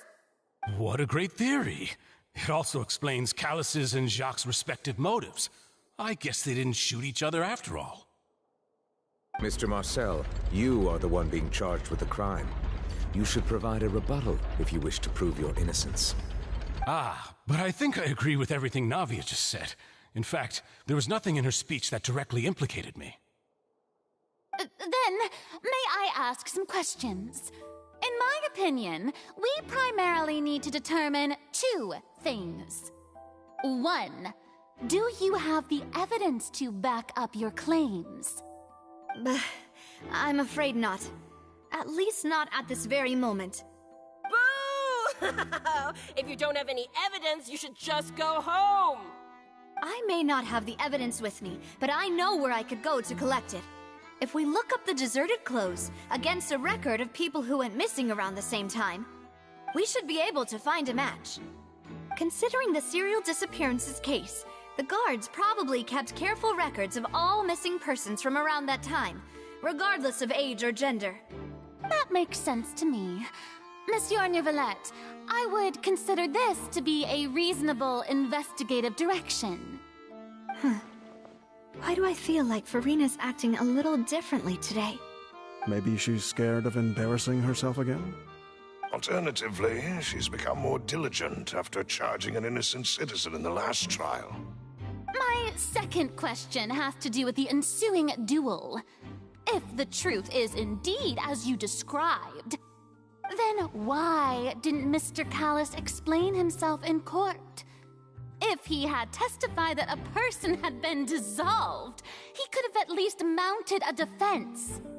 I've thought about this too, and the answer is actually pretty simple. He felt there were things that were more important to him. The dissolving power of water from the primordial sea is an important secret for the true culprit of the serial disappearances case. My father could have exposed it for all to see, but he chose to take it to the grave. At that time, Spina di Rosula was in dire straits, and his reputation had already been shattered. He had no guarantee that going forward with the truth would allow the culprit to be brought to justice. What was certain, however, was that it would paint a gigantic target on my back. Boss once told me that Demoiselle had already been selected as the next target of the serial disappearances case. What? If the secret had gotten out, the culprit would have fought an all-out war with Espina right there and then. I wouldn't have been the only one in danger. All of us would have stood to lose our lives. Of course, the guards might eventually figure out the truth of the matter and determine that we were in the right. But what good would that do? How can a hollow verdict protect anyone? Had this opera house ever given my father any kind of confidence in its brand of justice, Spina di Rosula would have had no reason to exist. But by staying silent, we retained the ability to deter our opponents and continue the stalemate. I was able to become Spina di Rosula's president, which made me harder to target, as well as giving me more time to grow and learn. And once I have figured out the truth and stepped up to the challenge, I will do what this opera house cannot, and restore my father's truth and honor back to him. So, you mean to say, your father intended to die in the duelist's ring? That's right. Do you have any proof? Of course. All you need is to ask his opponent, Clorand. I don't need your apology, your guilt, or your support from the shadows. You don't have to do anything for my sake. But since he entrusted his will to you, Clorand, you should tell us the truth about his sacrifice. So, during the duel, did you believe that Callus was intending to die? Yes, I did. As a champion duelist, I've fought many battles and taken a countless number of dishonored lives. In my line of work, I've seen all kinds of people give their all for the faintest hope to continue living. Some were determined, others passionate, and some even manic and twisted. Just one look and I can tell if a duelist is hoping to live or if they're looking to die. I hereby swear on my name and honor as a champion duelist that Mr. Callus never intended to leave the ring alive. Since that's your testimony, I have no more questions. It appears there really are good grounds to reopen this case. I concur. However, Miss Navia, you still have not explained the link between your father's case and the serial disappearances case. Right? What she said was fascinating, but kind of beside the point. Wait, weren't they just talking about the serial disappearances case? Of course, Your Honor. The two cases are connected via a matter of timing. In my father's case, the culprit intended to kill both Jacques and Callus. As a result, they planned to act after hearing 2 gunshots. And, at the end of Linny's trial, the culprit also only dissolved the victim in front of everyone because they realized they were at risk of being identified. The culprit could only time their actions so precisely if they were already at the scene. Coincidentally, Marcel attended both the banquet and the trial. So that's why you suspected me. Even after hearing your reasoning, I still can't help but find it a little preposterous. I'm used to it, though. You've always been an impulsive and sentimental child, Navia. It's one of your most endearing traits. No need to appeal to pathos. I won't try to refute your points one by one, but even if everything you just said was true, can you prove that I was the only person present at both events? On top of that, does a person have to be physically present to control the timing? Can't someone remotely monitor the place? Don't know what she can say to that. I know that even with that, you might still think you can reduce the list of suspects with some further investigations, until I'm the only one left on the list. Alas, who won't feel at least a little hurt by an accusation of murder from a girl you see as your own daughter? But if I were to dismiss this completely, you'd also think I'm not being considerate of your feelings. Ah well, let Uncle Marcel teach you another lesson. Do you know what the biggest flaw in your reasoning is? I suppose you're gonna tell me anyways. It's timing again. I'm a businessman by trade. From that standpoint, there's no reason for me to kidnap young women. It's a high-risk action with nothing to gain. In addition, I left my home in Snezhnaya when I was young to come to Poisson and work in some trade. My business only thrived when I received Callus's patronage. But the disappearances began before I ever stepped foot in Fontaine. I do apologize, Demoiselle. This was my mistake. No, it's not your fault. I'm sure he had come prepared. Is there anything else you'd like to say? Would you like to check the date of my first business license against the first known case of the serial disappearances? You can also take a look at my border entry records, or ask my friends and family when I left Snezhnaya for the first time. Could those records and testimonies do something to appease the unspeakable anguish in your heart? Seems like she got the wrong guy. At this rate, Navia will be convicted for falsely accusing him. I think you've done a superb job of dissecting your father's feelings as he neared the end of his life. But aren't you going against all of his wishes and expectations right now? He wished for you to become more rational, collected, and conscientious, instead of dwelling only on your own feelings. Once you've learned to be more considerate of others' feelings, and to stop rushing headlong into things, you'd have met most of his expectations. This isn't just about me. And it never... The biggest difference between me and the rest of the victims is that I still have the ability to search for the truth, while that same agency has long been taken from them. The people whose families were destroyed by synth abuse, the people who lost their loved ones to the serial disappearances, and the people who suffered tragic ends due to their sense of justice. Many people's images are flashing before my eyes. I'm sure some are coming to those of you in the audience as well. And whose image do you see, Marcel? Is it a man named Vacher? Huh. Oh, so you do know that name. I'm merely surprised you'd suddenly say the name of someone I've never even heard of. I was waiting for you to say that.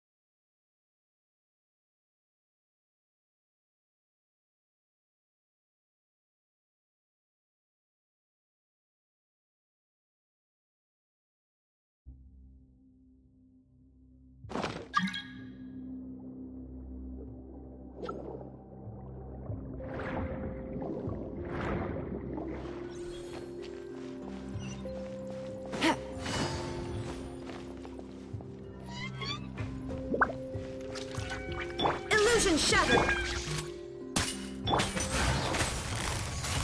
Gotcha. Things are about to get dicey. Now you shall perish! Shine down!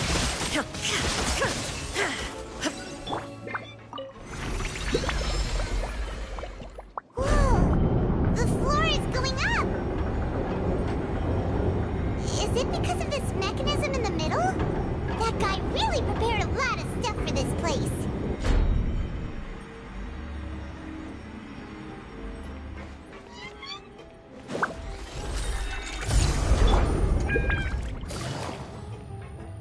Paimon thinks we need to go up, but Paimon doesn't see a way. Let's take a look around. Maybe we'll find a hidden mechanism that'll show us the way up.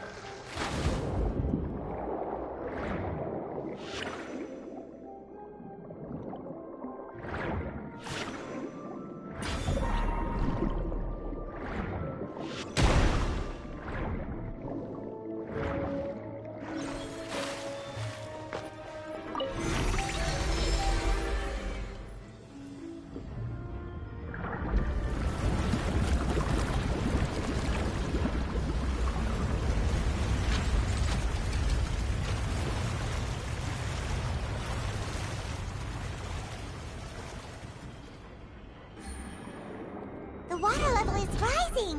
Now we can swim to the top! But this is still a ways away from where we need to go.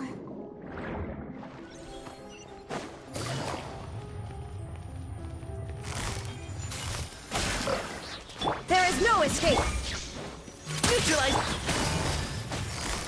Game's up. Fun's over. Beg for mercy. Shudder! Blood of frost! Eye for an eye!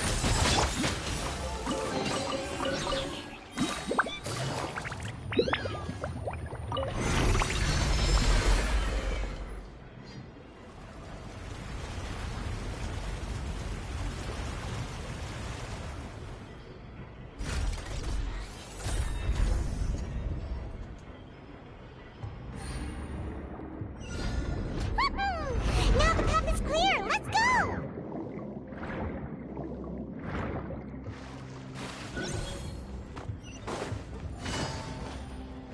Take it easy.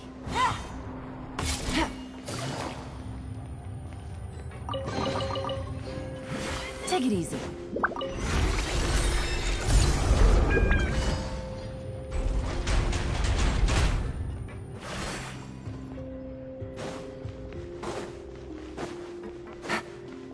Illusion shattered! Things are about to get dicey. Quietly now. Beg for mercy.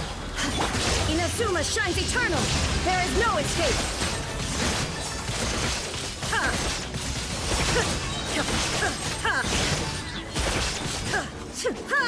Leave the wounded to me. Providing cover. Crush!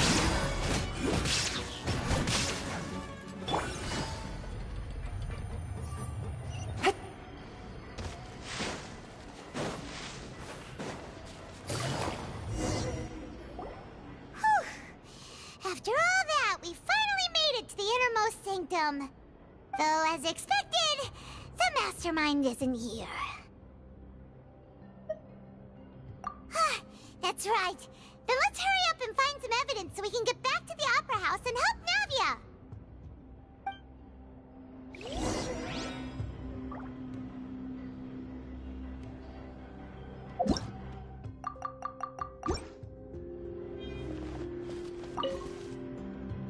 What's all this? Aw, it's a bunch of really cute things! Pink accessories, a hair tie, a necklace, even a makeup box!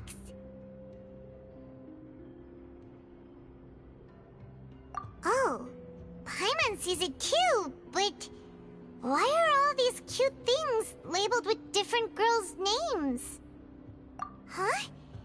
You mean the girls from the serial disappearances? They were brought here? And then they were turned into water. And all the boxes of things. These names. That means... Oh, this is terrible.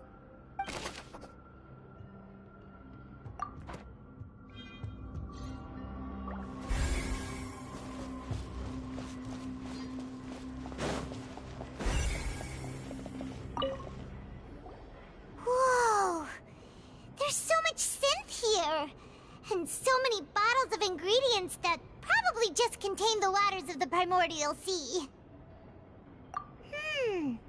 Mixing in progress. Ready to drink? Stock sample? Huh. They've also got all the synth pretty clearly labeled. Whoa! There's even fruit-flavored synth? Yep, it's super obvious.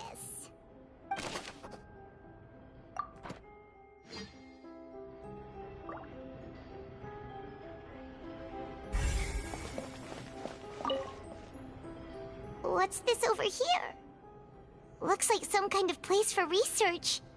Experiment number 16 aims to verify Jacob Ingold's research conclusions on the primordial sea and use his theory as a foundation to achieve a breakthrough.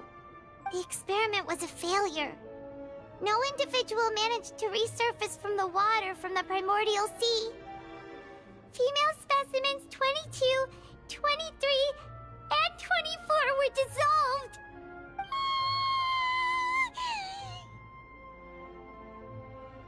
Sorry, Traveler. Paimon will try her best. It's just that Paimon's never read something so scary before. How can someone write something that terrible in such a matter-of-fact tone? You read the rest. Paimon's too scared to keep going.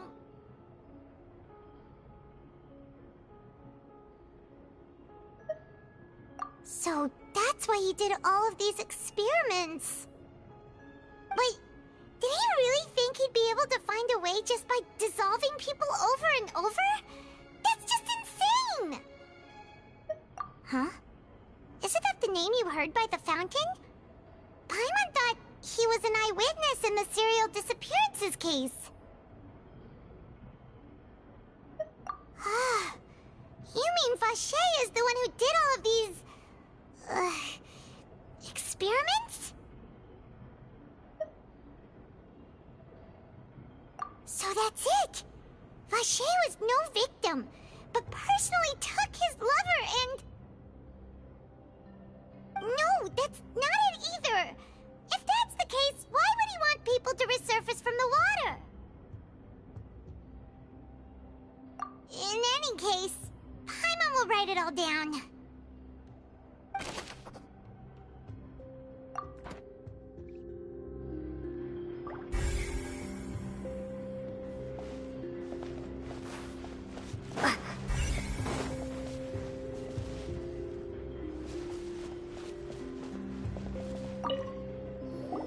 Oh, look! There's an important-looking basin over here, and it's full of water! That means this is where they make all the synth!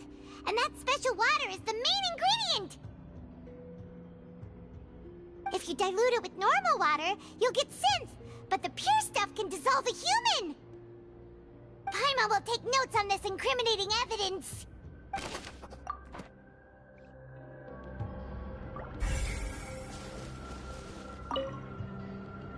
Let's see what's written here. Nothing escapes Detective Paimon's eyes. Callus. Navia's father. Oh, this seems to be an investigation report on him. Yep, it's about finding someone to assassinate Jacques and Callus because of a lack of confidence that Jacques himself would go through with it. This should prove the existence of the third person, right? We still have not determined the exact content of the key information Callus has passed on to certain members of his organization. The old dog's a real menace to deal with. Even if he abides by the promise he's made to us, he will still have the upper hand. He can act whenever he wants to make our lives miserable. The only option left is to remove him from the picture entirely. I concur. Let's send someone to kill him. He won't declare war as long as we don't touch Navia. Oh, seems like we've got a bunch of correspondence between the higher-ups. They're all just so evil. We've looked at almost everything. Yeah, we haven't found anything that reveals his true find anything. Whoever it is probably destroyed everything to do with that name a long time ago. That way, even if we bring all this back to the opera, we won't be able to identify the true culprit. Sure thing. Paimon won't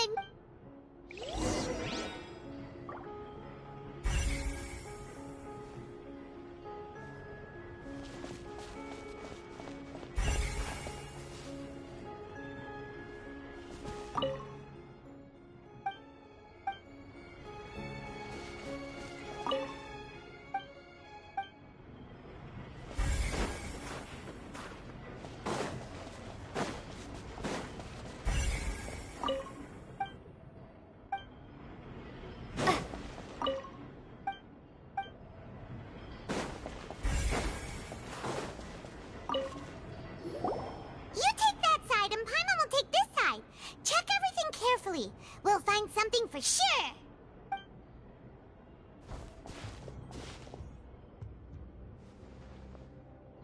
Ugh. Nothing at all. And Paimon can't even find snacks either. Whoa, really? Let Paimon see. Vinier. Isn't that Vache's lover's name? Then you found her diary. Let's see. Aw, it's just a normal diary chronicling their love story. She was so sweet, too. Oh, Paimon feels even worse for her now. So many! A whole page's worth! But they're all crossed out. Was she unhappy with all of them? The final name she decided on was Marcel. Wait, but Marcel's pretty old. Has this case been going on for so long that he's Vache and Vinier's grown son? Hey! Paimon still hasn't figured it out yet.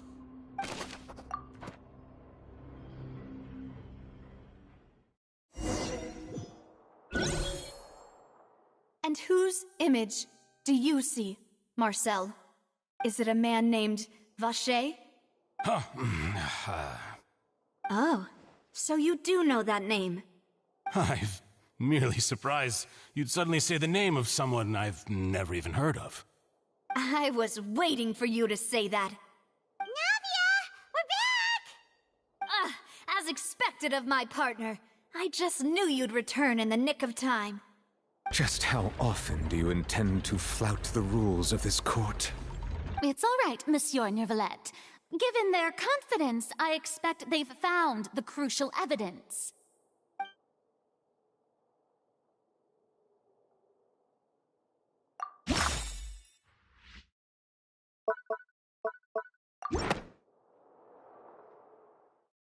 But the truth of it, Marcel, is that you've always been Vache.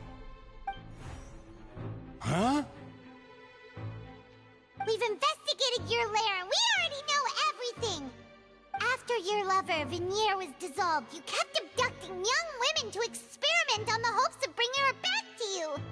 You even created Marcel as a new identity and destroyed all records of your past as Vache!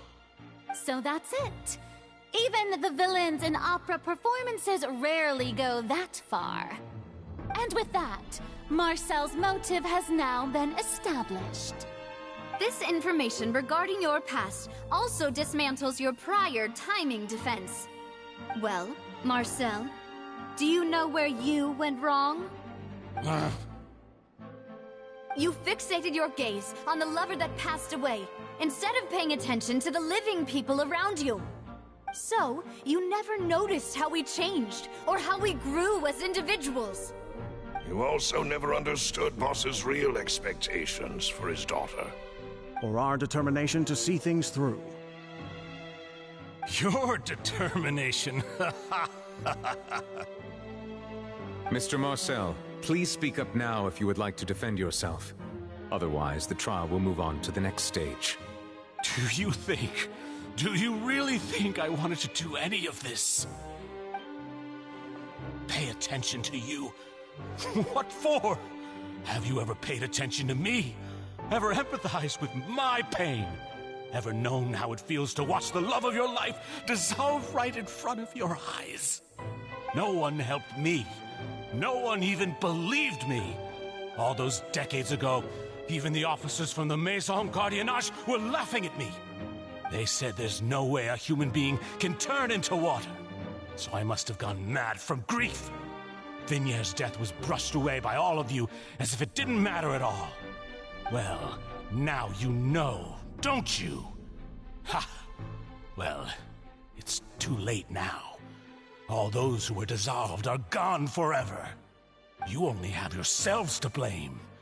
You set up this ornate opera house in pursuit of your so-called justice, your beloved drama, while turning a blind eye to the suffering of the people. Vignier is dead. We promised each other that we would always be together. Wherever she goes, I will follow. But I'm not from this blasted place, so I can't be dissolved, no matter what I do. Hey, is that water from the primordial sea that he's drinking? I can't dissolve! Can't dissolve! Can't dissolve! Do you all see? I can't go, I can't follow. So if I can't go where she is, what choice do I have but to try to bring her back? I did all of that, and in the end, that accursed Callus still got the better of me. I spent my entire life living on pins and needles, only to get stabbed by his idiot daughter at the very end. The suspect is exhibiting signs of mental distress. Guards, please restrain him. Don't touch me! Don't anybody come near me! I still need to save Vignier. A promise. We made a promise. Vignier. Vignier! Please, Vignier, don't think badly of me.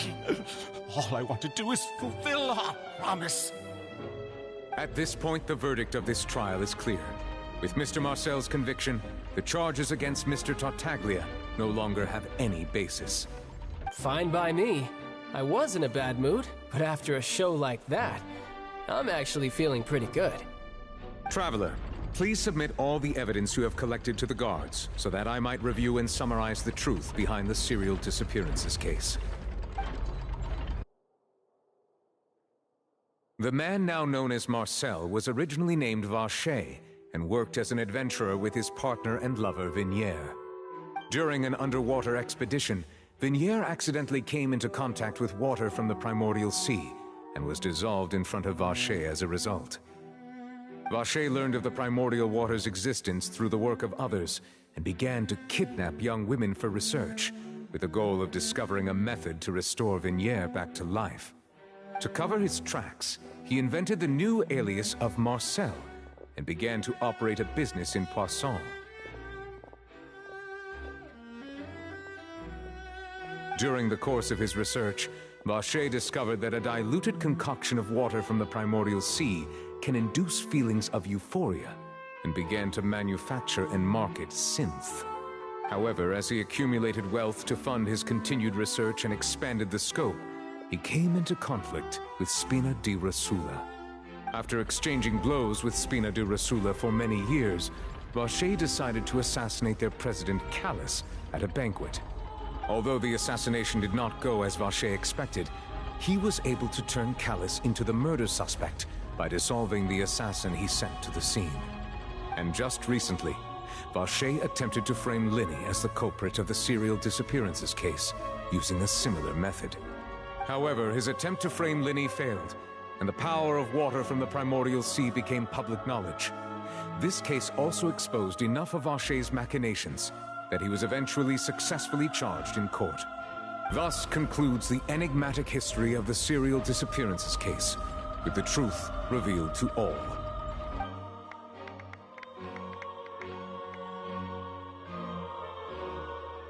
The oratrice will now deliver the final verdict regarding the charges against Mr. Vacher.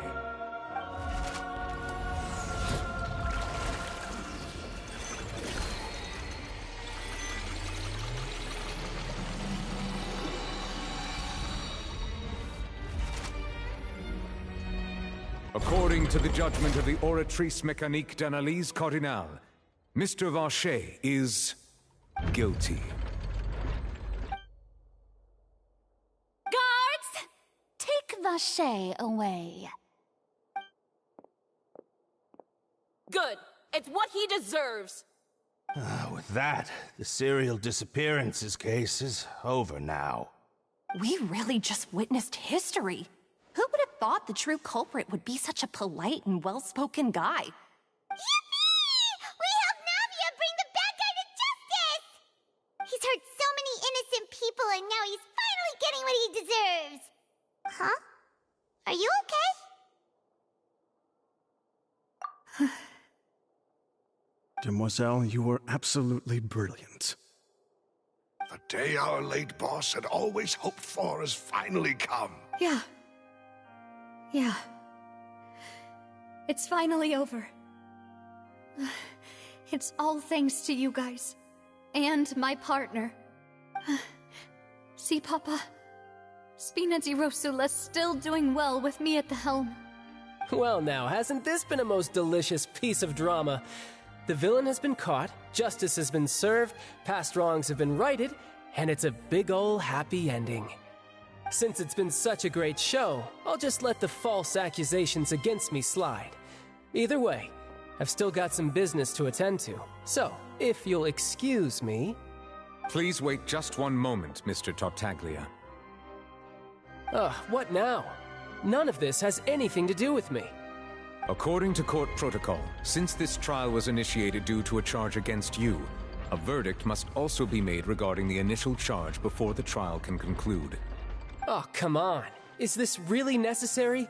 Haven't you already caught the real criminal? Isn't it time for side characters like me to exit stage left?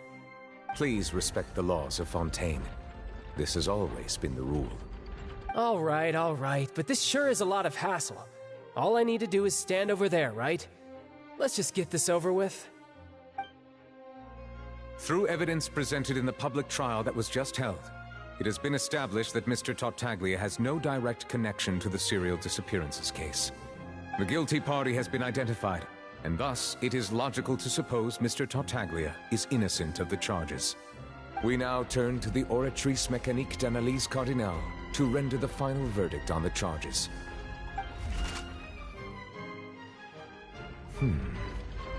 According to the judgment of the Oratrice Mécanique d'Analyse Cardinale, Mr. Tartaglia is guilty. What? Hey! That's not funny! Didn't you just say I'm supposed to be innocent? What's with this verdict? Is your justice machine malfunctioning? Huh? This has never happened before. The Oratrice actually returned a different verdict from the Chief Justice. I mean, have you ever heard of an innocent Fatui Harbinger? Do you think the Oratrice might have just convicted him on general principle? But weren't the charges about the serial disappearances case? No matter what else he's guilty of, it shouldn't affect the verdict in this case, right? The judgment of the Oratrice Mécanique d'Analyse Cardinale is, by law, the final verdict of the court. We must accept the guilty verdict. Guards, please take the suspect into custody per court protocol.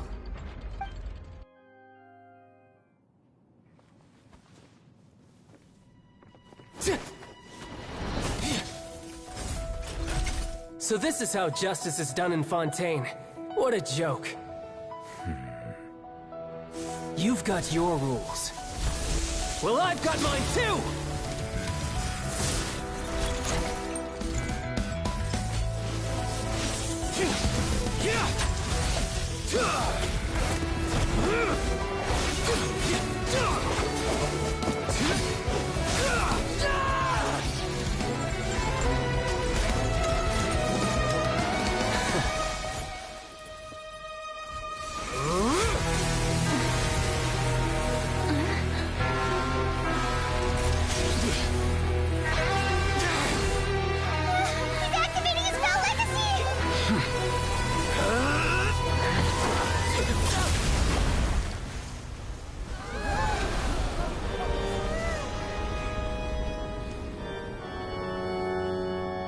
I am sorry.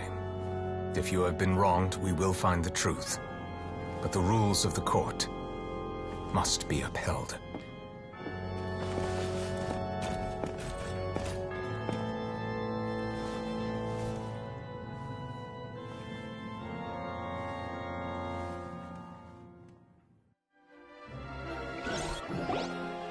Hey, Monsieur Novelette, what's going on?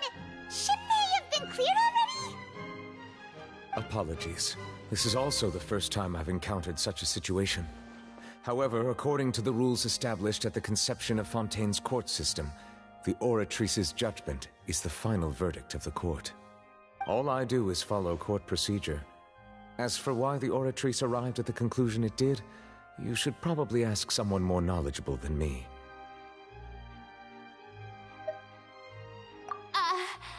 Why are you looking at me?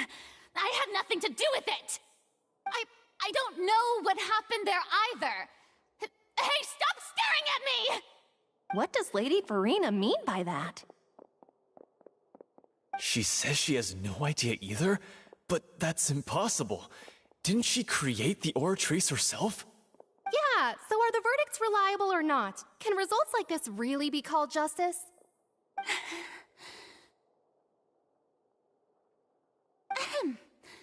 My dearest citizens, did you really think we'd allow an incorrect verdict to be handed out in this court? Did you really believe that the judgment could be mistaken or be the result of some sort of random mishap? Don't tell me you thought even I had been blindsided by the Oratrice's result. But the way she looked just now, it was pretty obvious she had no idea what was going on. However, given the state of things, I shall give you an explanation. Everything that just took place, including my supposed shock and bafflement, was a part of an elaborate performance, with every action meant to stir up drama and excitement. And, of course, for every performance there is a script. Everything has unfolded exactly as I expected from the very beginning. As the embodiment of the very concept of justice, the Oratrice shall never render an arbitrary judgment! If you thought Child had nothing to do with the serial disappearances case, it is only because you've been blinded by the superficial appearance of innocence. Everything he's done, not to mention the danger he poses, are beyond ordinary comprehension and completely unforgivable! All shall be revealed in time. You will come to understand my noble intentions, as well as the absolute correctness of the Oratrice's verdict.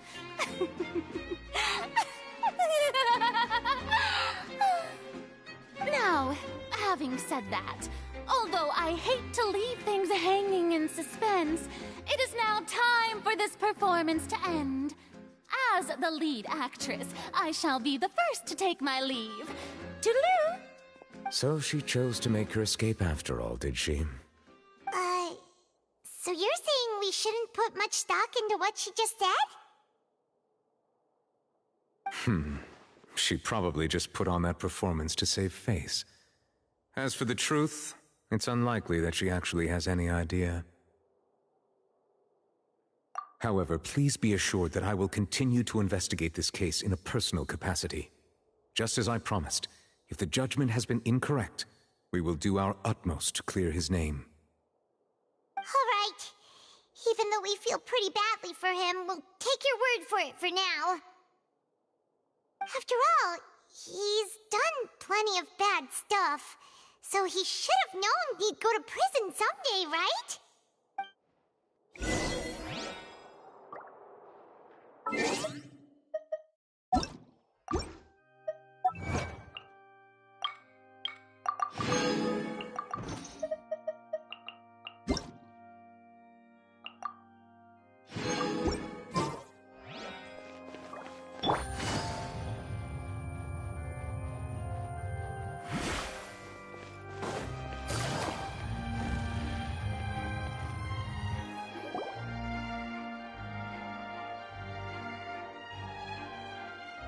Hey, what are you doing? Quick, stop him!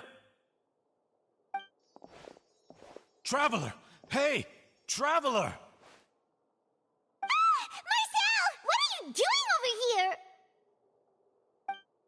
Stop resisting arrest! Cease, or we'll add another charge to the list! No, wait! I just want to ask the Traveler something. I'm not looking to run away. Please, just let me ask this one small thing. Go on. Thank you. I was being led away when I finally realized something. Where did you first hear the name Vacher? I erased all records of that name. So, unless... Are you still trying to prove your innocence? Give it up. You've already been convicted.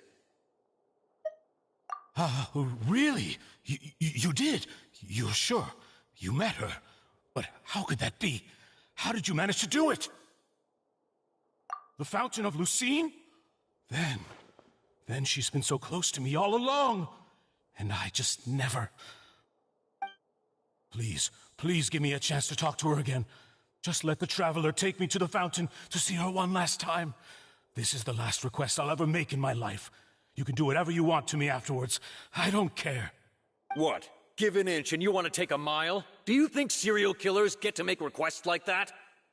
Paimon agrees. Why should we give him what he wants when he's only done a ton of super terrible things? This request, is it worth as much to you as your life? Of course! Wait, no. It's worth even more than my life. Humans. Will they betray the instinct to live just to satisfy spiritual needs? Very well. I will grant your request. Your Honor, I fear that... I will go with him. You do not need to worry about any escape. In that case, I shall leave him in your most capable hands, Chief Justice. Thank you, Your Honor.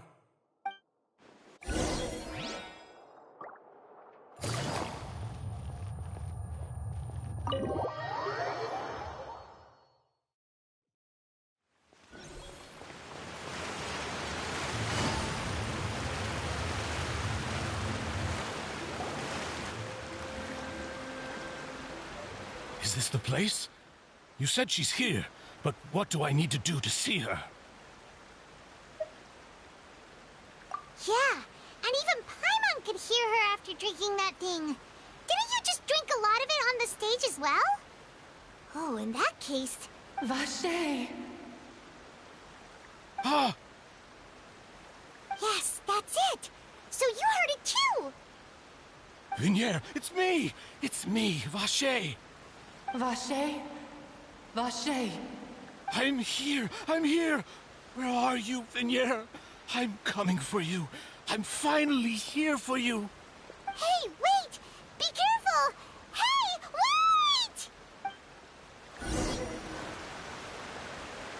Vignier, is that you? It's me, Vacher! Vignier! Vacher? Why did you come? Didn't I say? You don't need to look for me. You look a lot older than I remember. How long has it been? It's been more than 20 years. I've suffered for over 20 years since the day you left. All this time, only the thought of bringing you back has kept me alive. Nothing else mattered to me. I must be dreaming. Who would have thought I'd get the chance to tell you all of my feelings like this? Vignier, you are my everything. I really don't know how I could live without you. But Vacher, if you ask me, this world would be better off without you. What are you saying? If not for you, I would have finished my law degree and probably become a top-tier attorney one day. If not for you, I would have continued to pursue my love of the arts, and my works would have been displayed in the Palais Mermonia itself. If not for you, I would at least have been able to take care of my mother. And she would not have grown old and died alone, with nothing but the tears on her cheeks. It's all because of yours. You... Wait, you are not Vignier. Who are you? You're right. I am not Vignier. I am the sacrifices. Every woman who died by your hand, as our bodies dissolved, our consciousnesses flowed back to the primordial sea. Our thoughts circulated endlessly within the primordial sea, and we were no longer individuals. But we became one, just as streams of water come together in the sea. I'm Cressy. I'm Lemony. I'm Azine. The only one I am not is Vignier. Why? But then, where is Vignier?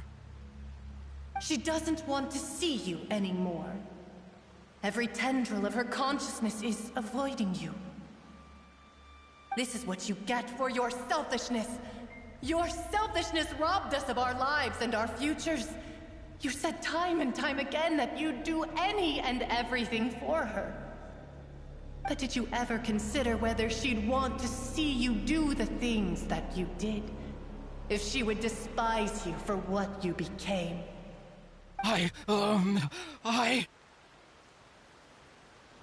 You are a liar, a heartless murderer, and a cowardly narcissist. The only thing you are not is Vignier's beloved. From the moment your first victim died and her consciousness merged with Vignier's, she has had nothing but pure hatred for you.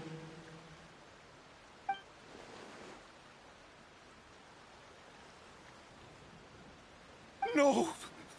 Vignier! She can't hate me. Let me see her, please. Have mercy. You still don't understand. When I said don't look for me, that came from the real Vignier. She really doesn't want to see you anymore. But on top of that, she also said that because it's her final drop of pity for you. She said that because she knew that if you did come here, we will show no mercy to you. Vache. Vache? Vache. Vache! Vache. Vache! Drown.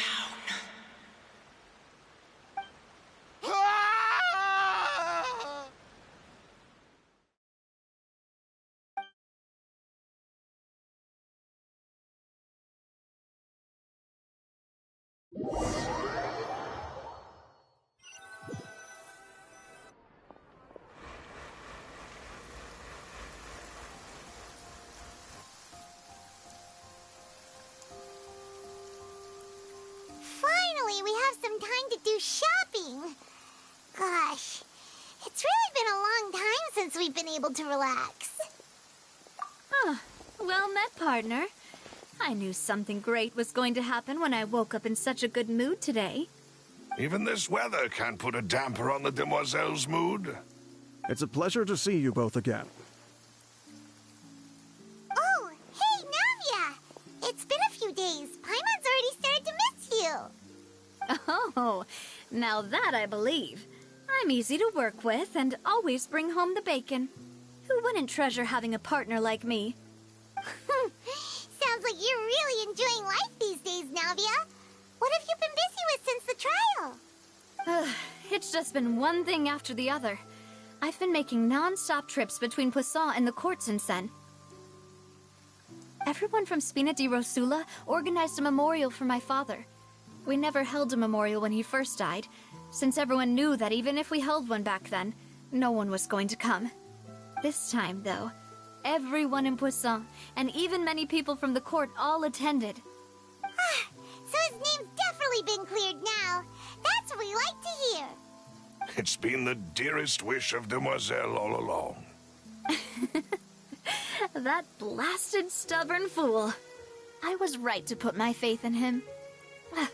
I'm so glad I didn't give up on the case all those years ago. Oh, by the way, I ran into Charlotte just after I left the memorial service. Well, maybe it'd be more accurate to say I knew she would be there, and there was no way she'd just let me go. Huh? So you know Charlotte too? The Charlotte? Journalist from the Steambird? Yeah, way back when I first became the president of the Spina di Rosula, she was all over me. Wouldn't take no for an answer. I believe the story was called The True Heart of Darkness, Secret Tales of the Yellow Rose. To be fair, though, it was a really flattering feature. So, we've been on pretty good terms ever since. She was trying to lean on our friendship to get me to do an exclusive piece on the serial disappearances case. Oh yeah, she told us about that. She's always been super interested in that case, so now her wish has finally come true too. Anyway, I told her to make sure that when she writes about you guys entering the opera house with the critical evidence, that you both sound really cool. Now that's another thing to look forward to. We trust Charlotte's skills with a pen for sure. Oh, and in other news, I also took Clarand out for a meal. Oh, are you two on better terms now? While you were investigating Vaché's headquarters, Clarand gave testimony on my father's behalf. It was thanks to her that we were able to turn the tide. I wanted to thank her. I mean, there's also no point in being awkward all the time, so we took the chance to reconcile with each other. Oh, that's great. Paimon also thought Clarand wasn't actually a bad person. It's always good to have more friends. Anyway, now that the case has finally been solved, perhaps it will slowly begin to fade from the public consciousness. Oh, actually, there's still one last thing I need to do. What is it? I should pay a visit to my father's grave, and tell him the truth of what happened, as well as how it all ended. And on top of that, just how much people still look up to him, to this day. That includes me, too. Miss Navia. Indeed. We want to go too! We also think Callus is a really admirable person. Sure thing. I'd like you two to share the moment with me. After all, without you, there might not have been such a positive ending. And in that case, everyone, let's be off. Considering the recent weather, we'll be lucky if we can reach Poisson before dark. Yeah, you're right. It's been raining non-stop for a few days now.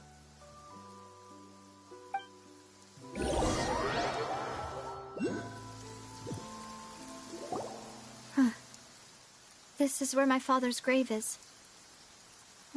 To be perfectly honest, even I haven't been back here for a long time. Huh? There's someone there already. Wait, that figure. It can't be. Hmm? Isn't that Nervalette? Why would the Chief Justice be here? Huh? Navia?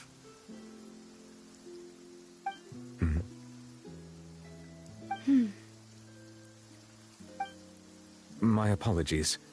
I should have asked before coming to pay my respects. Don't say that. Sorry about that. Oh, I was trying to say there's no need for you to apologize. I wanted to show my father how much I've grown, but still, I doubt I've grown to the point that even the Chief Justice would feel compelled to apologize to me over and over. In that case, I will stop apologizing for now.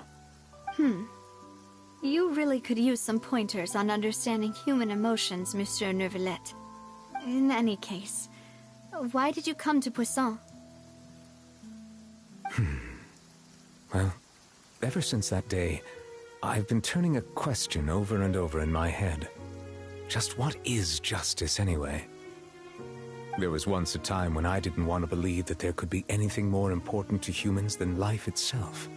Oh, rather than that, it's probably more truthful to say I didn't believe humans were capable of resisting the most basic instinct of living things.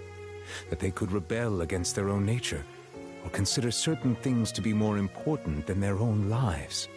Which is also why I didn't stop your father from beginning that fateful duel. I believed that a truly innocent man would never throw away his life like that. That there was nothing, should have been nothing more important than one's own continued survival. But Mr. Callus proved me utterly and decisively wrong. If not for his sacrifice, the serial disappearances case would have remained unsolved to this day. Mr. Callus made the choice he did for his daughter, for his associates, and for many people completely unrelated to him. And in the end, from a certain perspective, one could say that he did it all for the sake of justice. A justice that's higher than life itself. So, you asked me why I came here. I just wanted to say my apologies to Mr. Callus in person. I should have noticed all of this much sooner. This regret has filled me with a sadness that has haunted me for days. That high and mighty chair in the opera Epiclese indeed insulates one from many important things. Spina di Rosula, thank you so much for your hard work and perseverance. I'm sorry for being mad at you before. So, you're actually one of those types that's cold on the outside, but pretty thoughtful on the inside, huh? That reminds me of Silver, one of my guys. Sorry about that. Self-expression is not one of my strong suits. Didn't I just say you don't need to apologize? Ah, so Navia and Neuvillette seem to have made their peace as well. Let's not disturb them for now. We can wait till after they're done.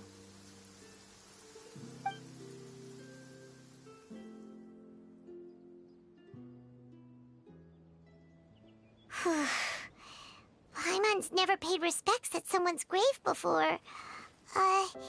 Did Paimon do anything rude there? Huh? Oh, Paimon didn't know that was a thing. But Paimon doesn't know what she would do if she can't fly. Oh no. Paimon hopes Miss Navia won't be too mad. Anyway, Neuvillette is still standing around there. It's not often that we can catch him alone like this, so why don't we go talk to him for a bit? If we can't talk to Lady Farina, we can at least talk to him, right?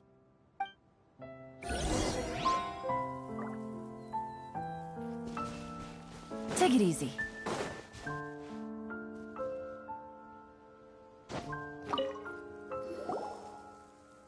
Oh, it's you two. Did Miss Nab... We ran into Navia on the streets today, so we just followed her here. I see. Then is there something that I can help you with? Well, it's pretty hard to run into you like this, since you're usually super busy. So we figured we could try to ask you a few questions, if that's okay. Please feel free. Though outsiders, you helped us solve one of the greatest mysteries in Fontaine, and it would be my pleasure to return the favor.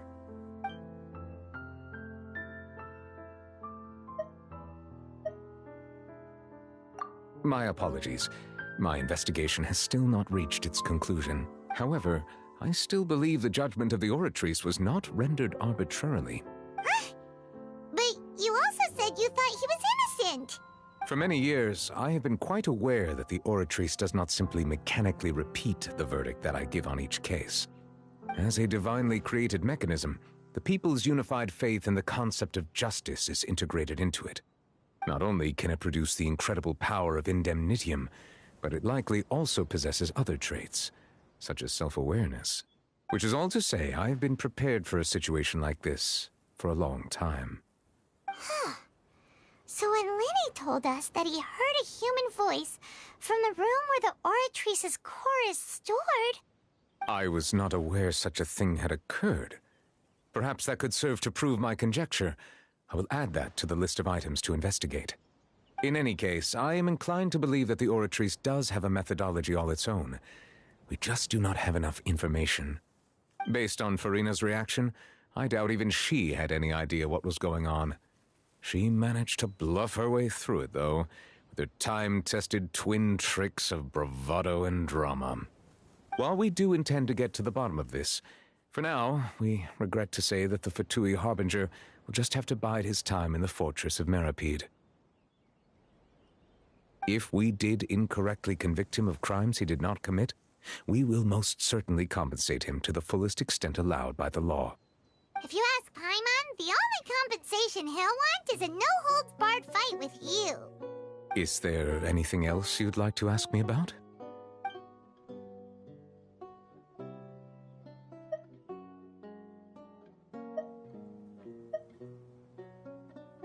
Your sibling, another blonde-haired traveler. I'm sorry, but I've never seen anyone who matches that description.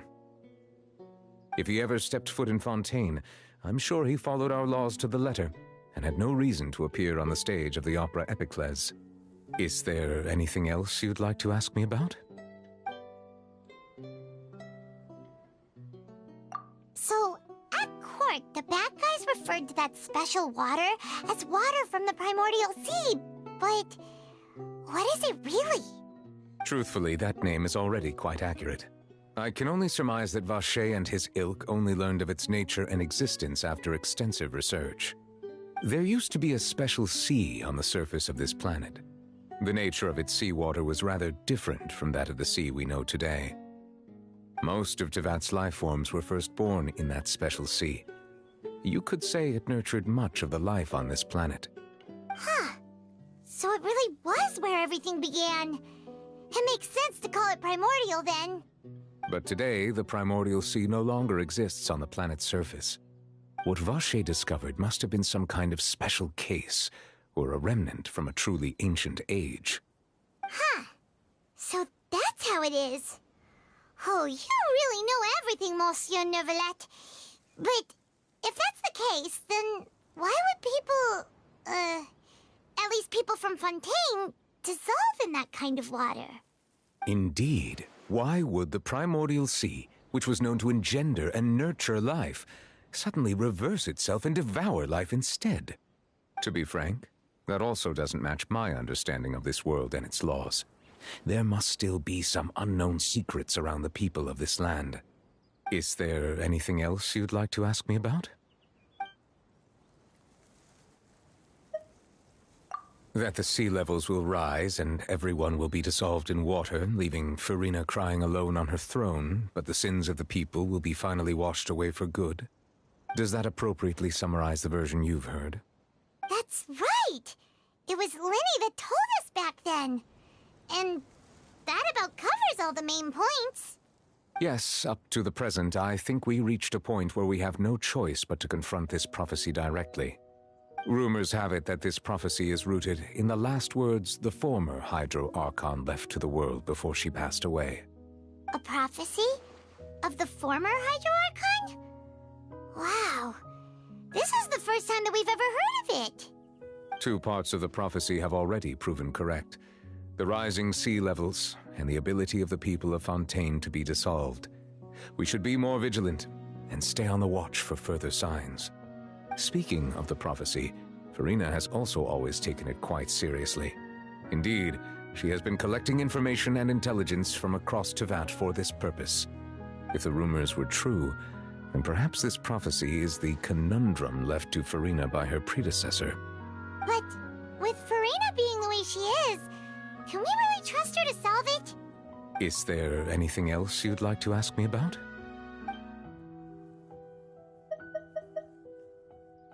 Very well. It was my honor to provide you with what answers I could. I very much enjoyed conversing with you. It will soon be time for me to leave this blissful tranquility behind and return to Palais Memornia. You really are super busy, Monsieur Neuvillette. Paimon thought you only came here to pay your respects today because you had the day off. Crime and villainy do not have the day off, and so justice must work around the clock as well. This is merely the nature of a justice's work. All right, you've got a point. Huh? Paimon just noticed that the rain has stopped.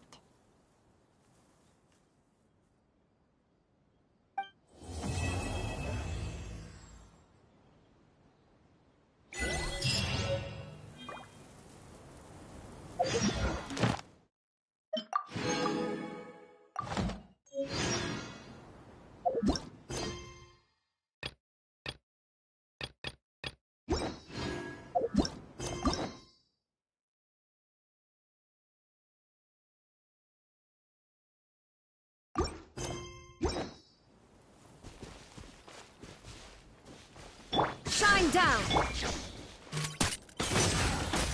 Beg for mercy. Vengeance will be mine. Treasure. One way to draw your target out of hiding.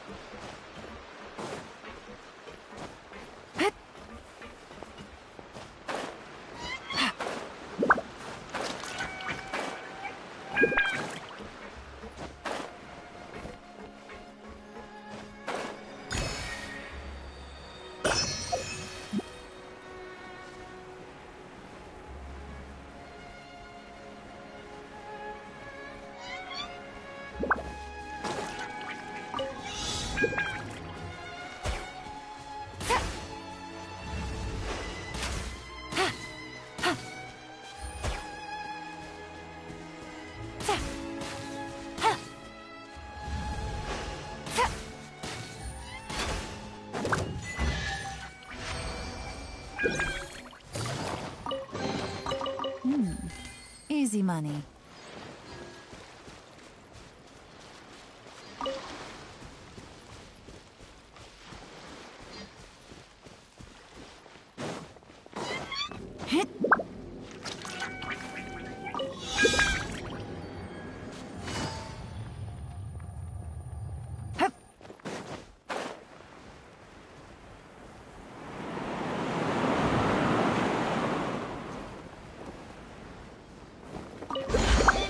A chest full of valuables, and a trove of potential clues.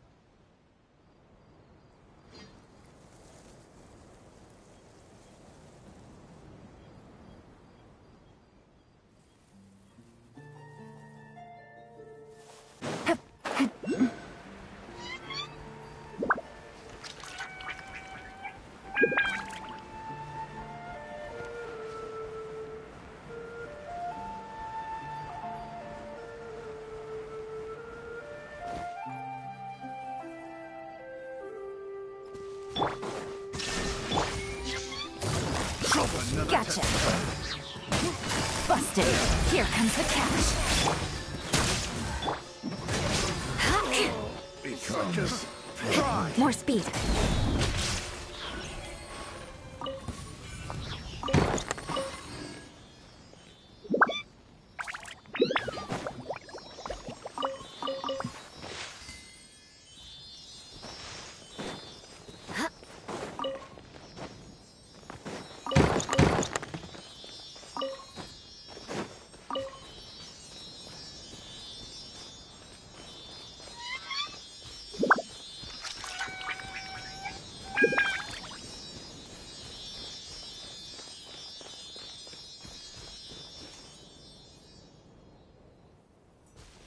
Rack and ruin!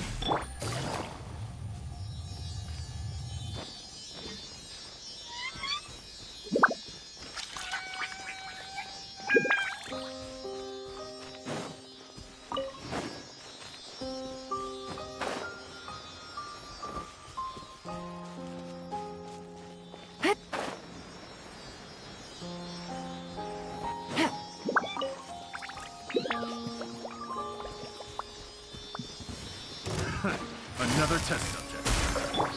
There is no... Shudder!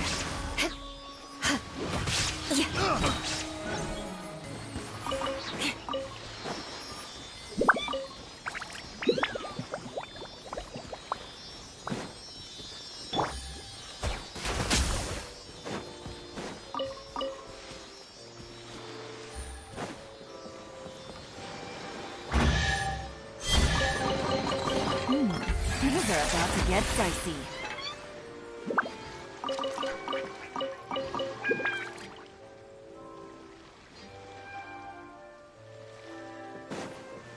Take it easy.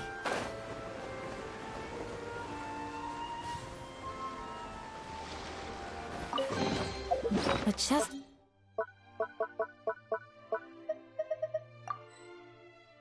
full of valuables and a trove of potential clues.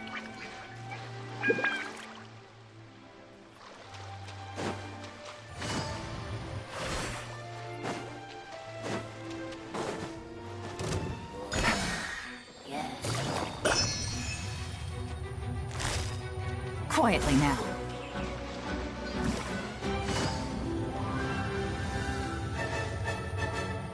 Take it easy.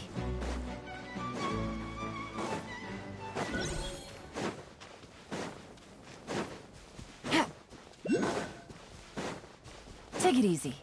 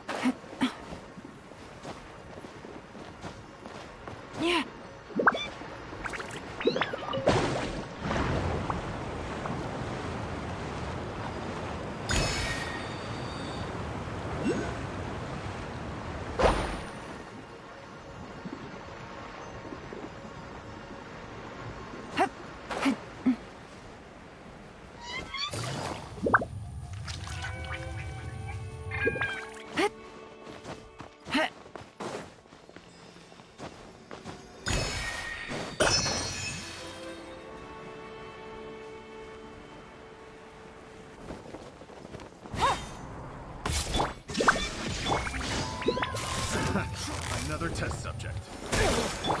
Final warning! It doesn't work. Gotcha. Game's up. Fun's over. Now you shall perish! Shine down!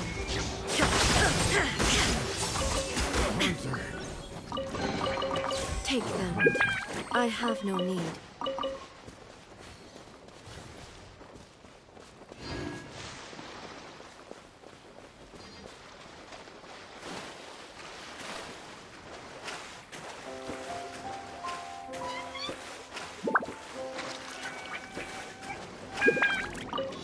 Illusion shattered! Engaging! Beg for mercy! Freeze to the core!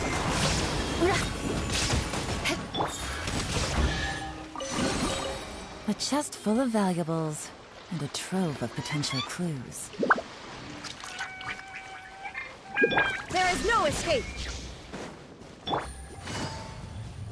Quiet. Gotcha. Here comes the catch. Providing cover! Crush! Yeah. More speed. Shudder!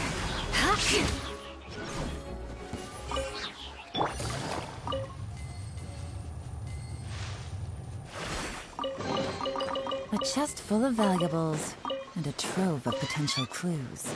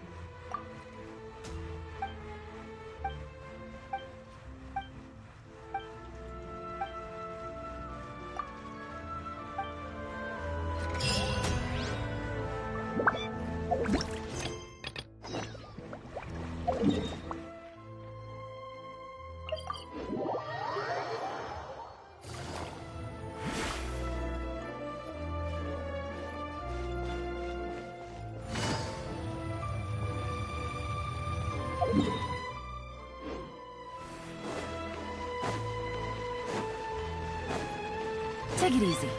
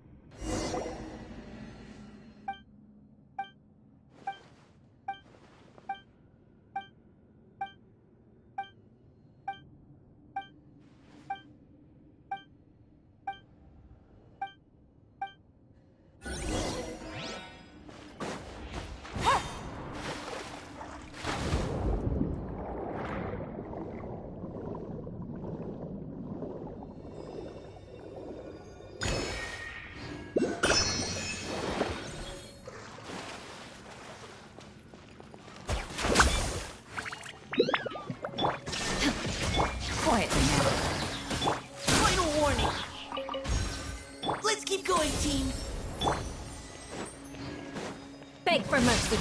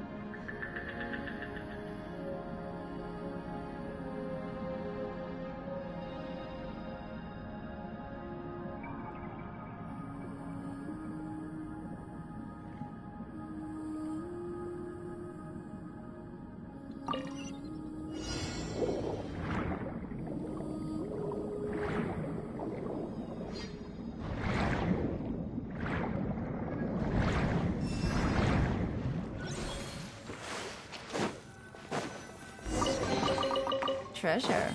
Illusion shattered! Busted. Quietly now. Providing cover. Shudder!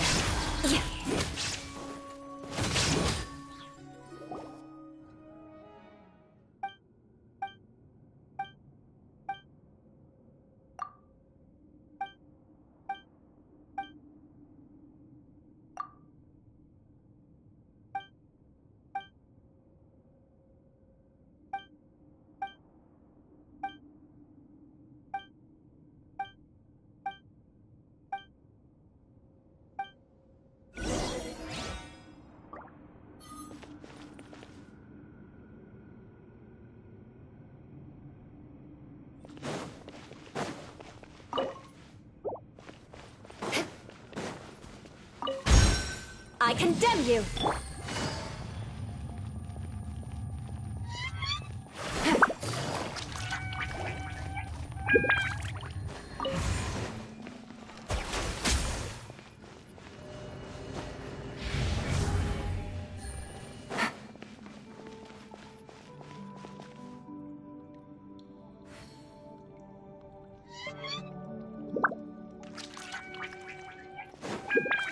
Take it easy. There is no escape! Final war! Beg for mercy! Crush! What do we have here?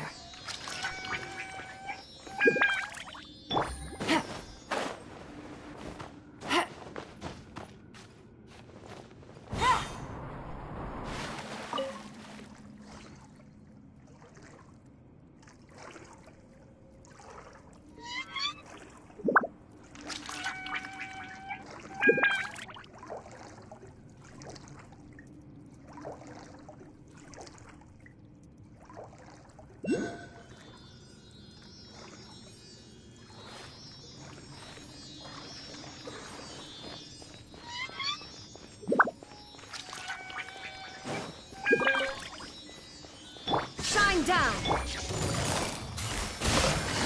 Gotcha! These are about to get done. Torn to oblivion!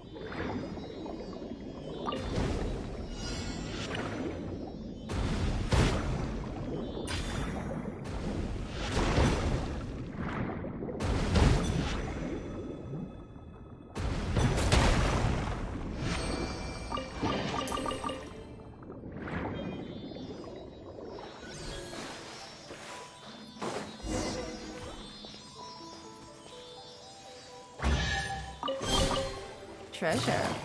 One way to draw your target out of hiding.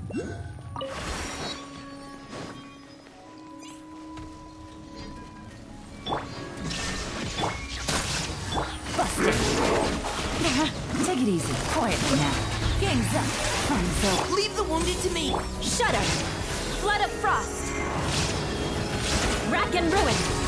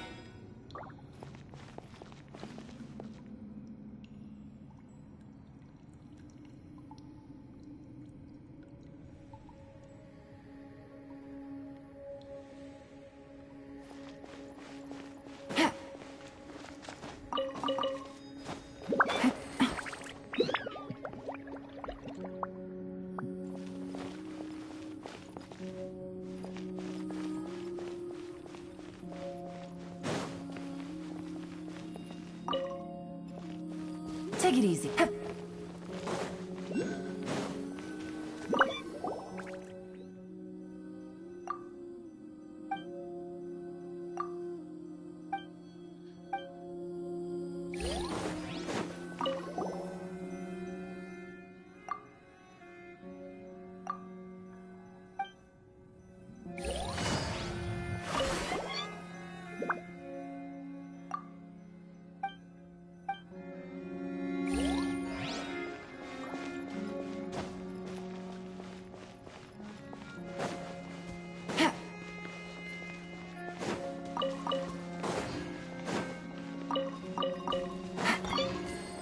Take it easy.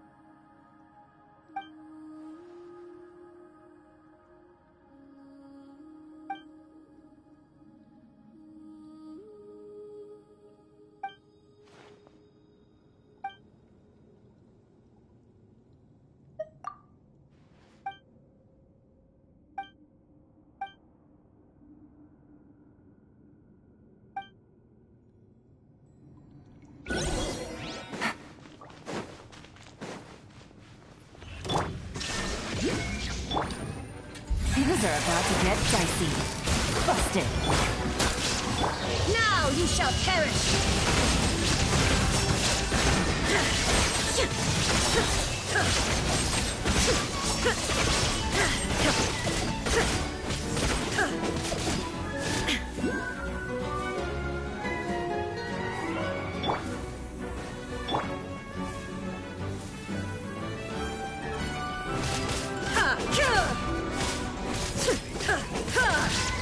There is no escape!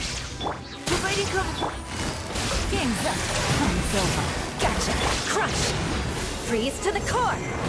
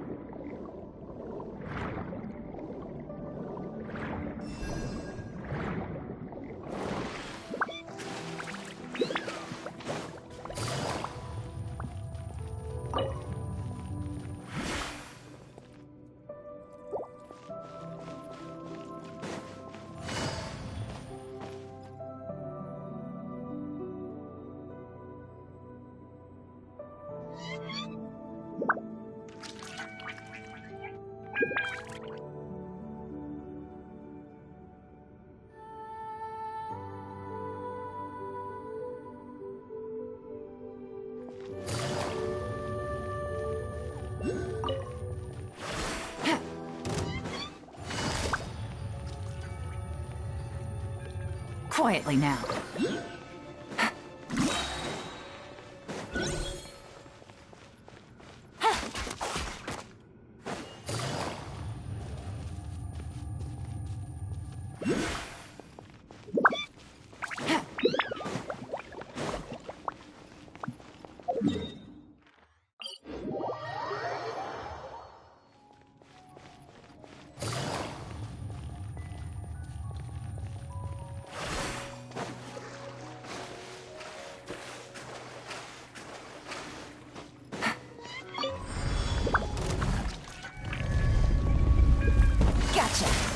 Quietly now.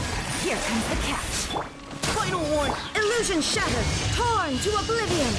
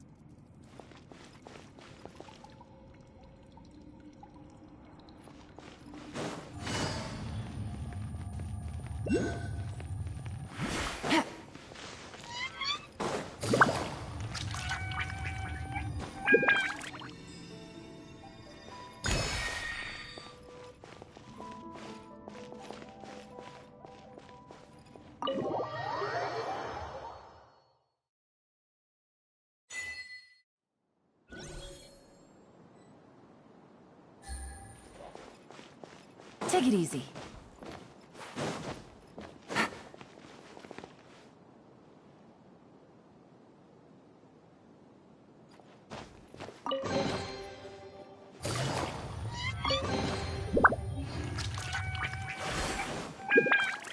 Take it easy.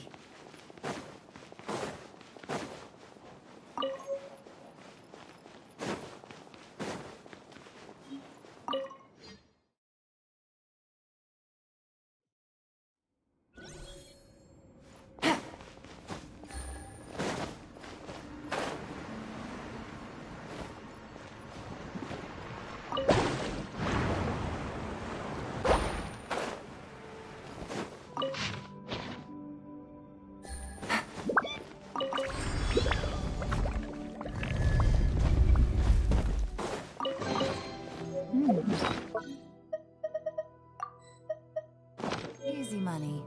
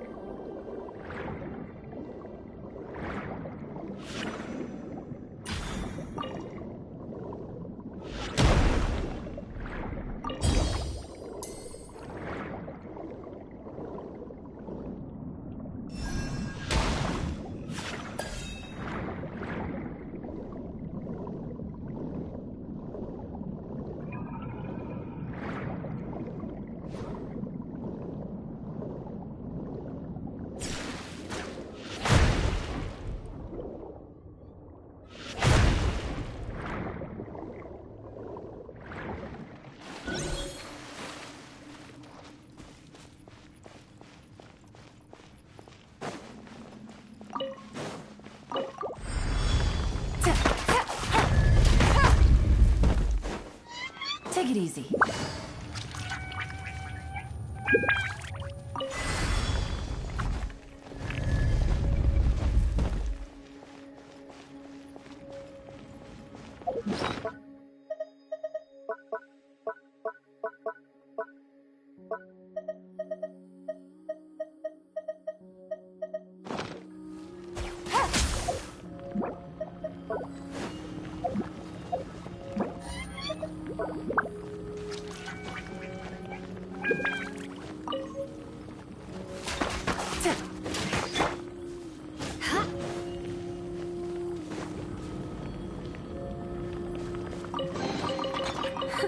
At least good luck doesn't...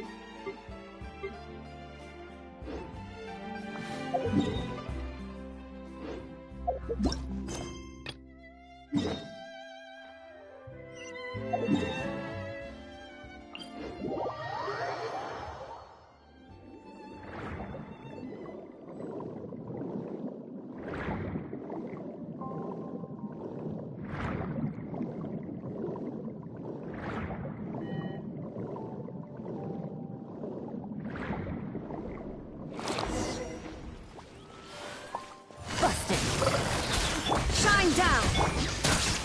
Shudder! Crush!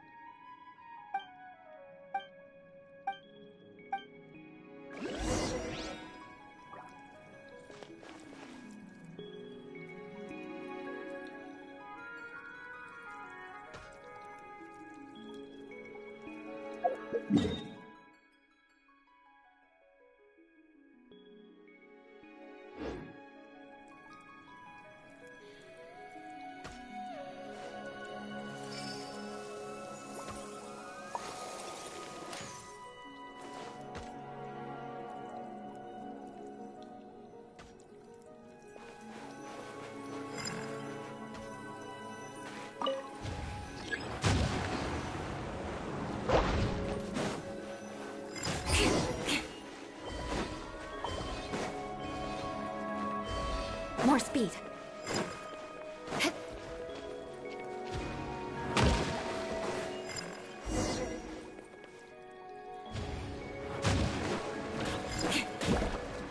Illusion shattered. Gotcha. Engaging. Beg for mercy.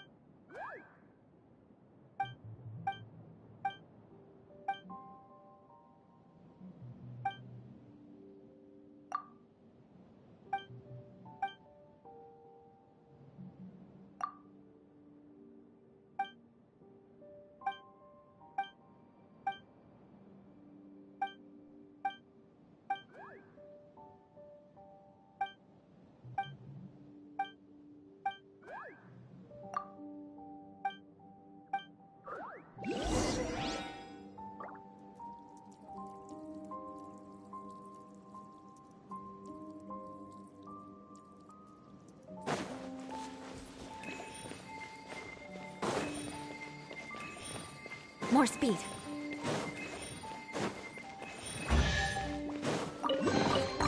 I can put these to good use.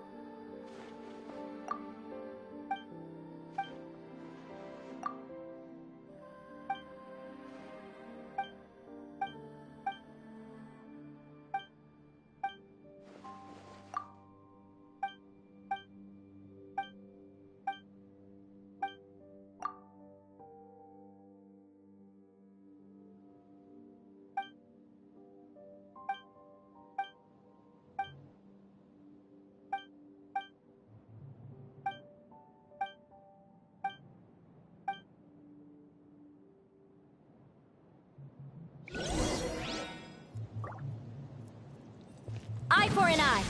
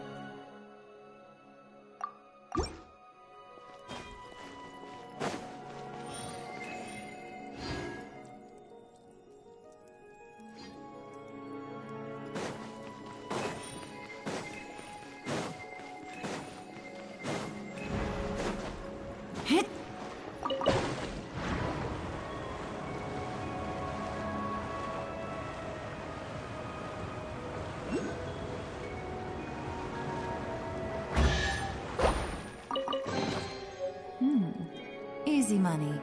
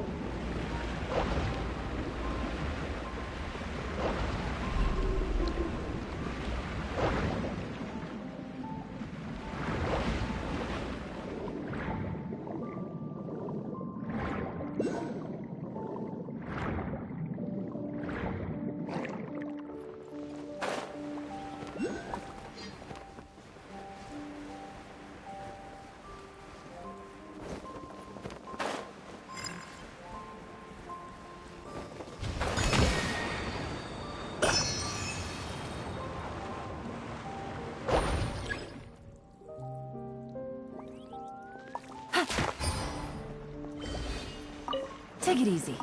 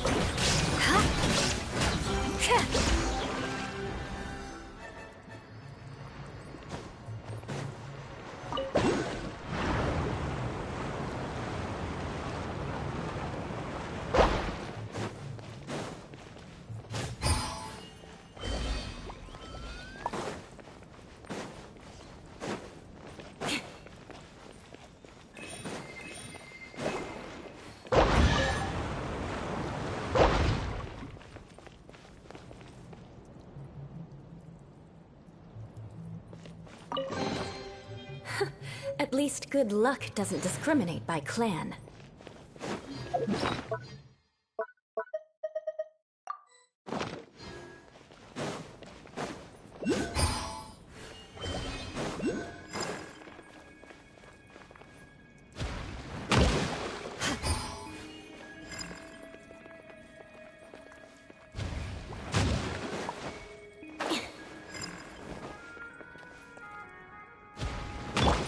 Take it easy.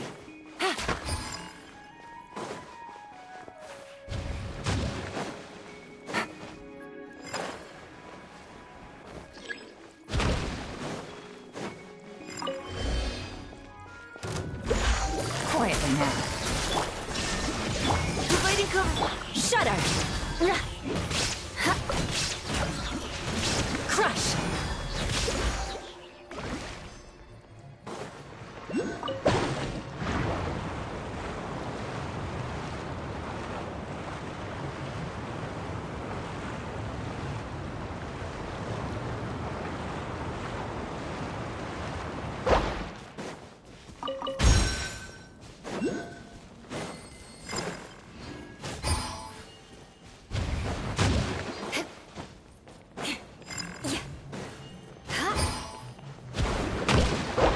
More speed.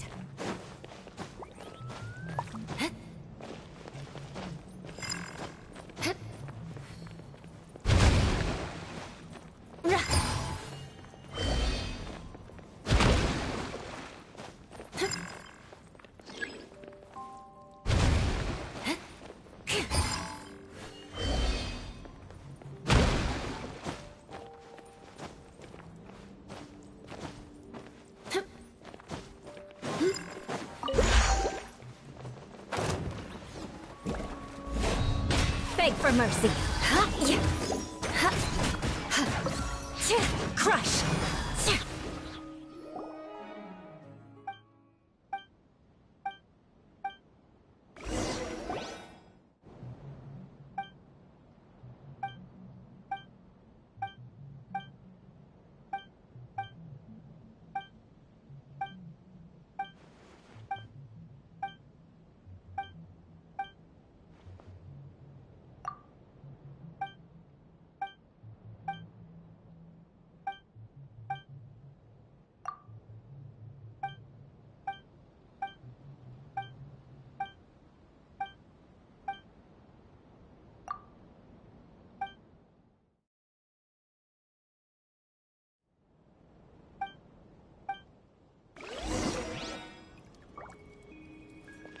I condemn you!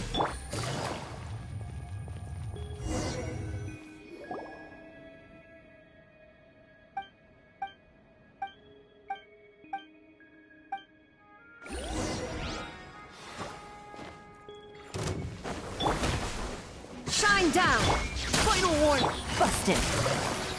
Shudder! Flood of frost!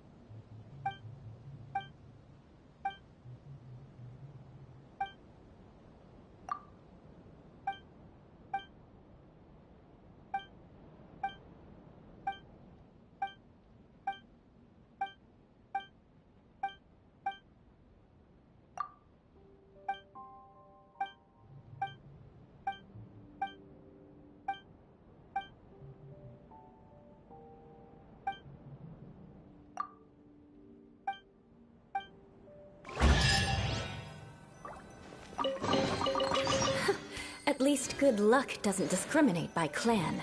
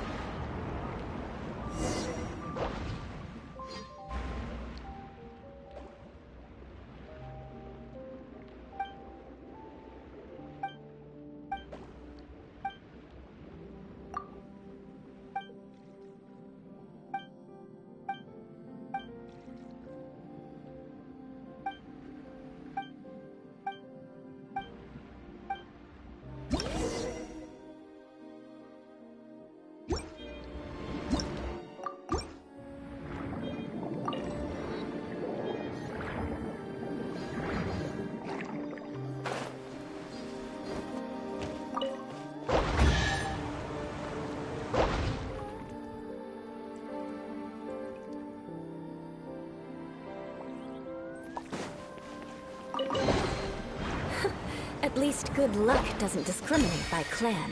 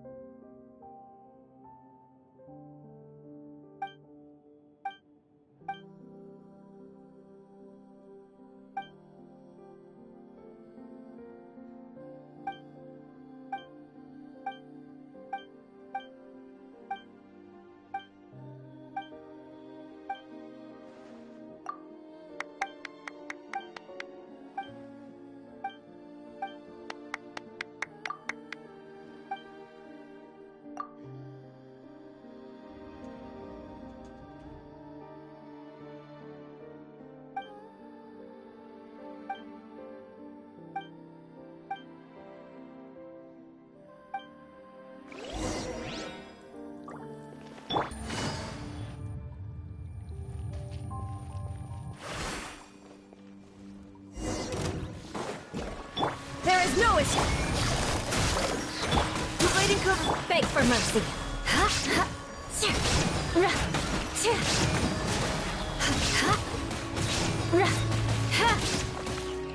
Eye for an eye!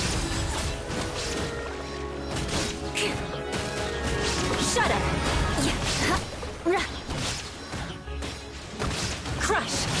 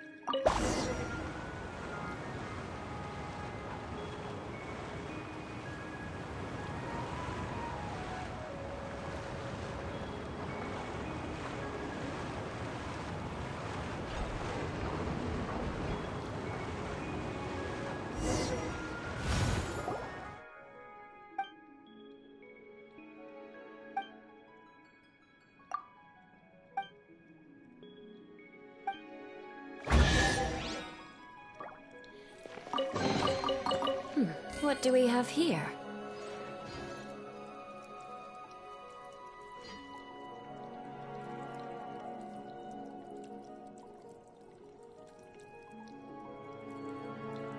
Knights and aristocrats share the same cultural heritage, but the knights had enough sense to do away with all the superfluous.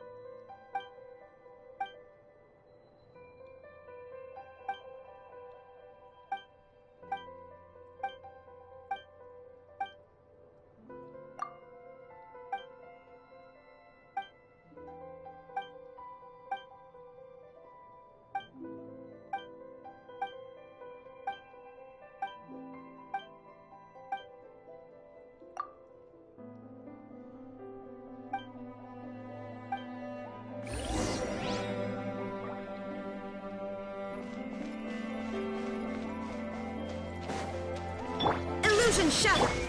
Engaging! Gotcha! Shudder!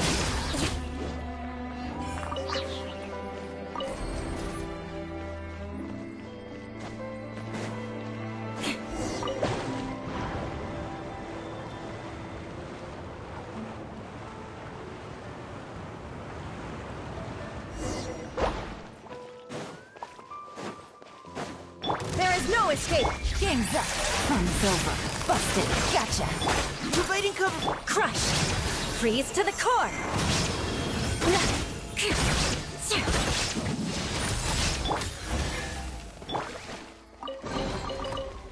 What do...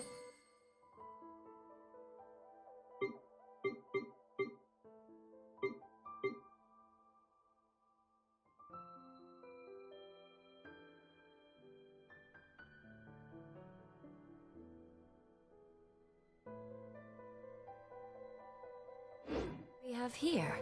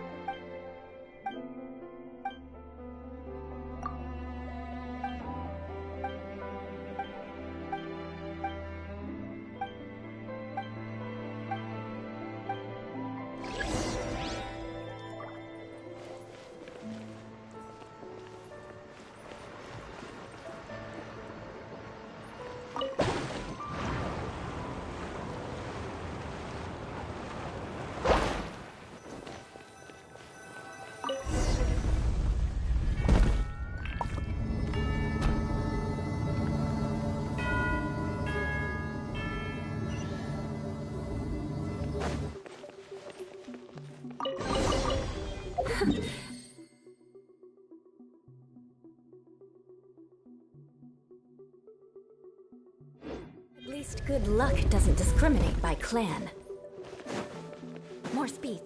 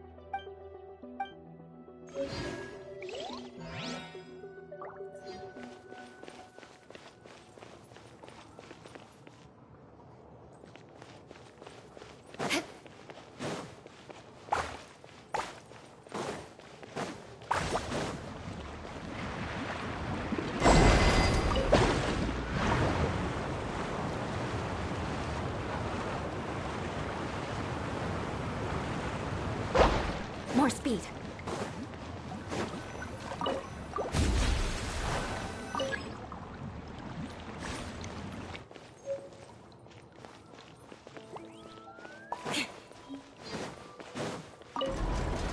Illusion shatter!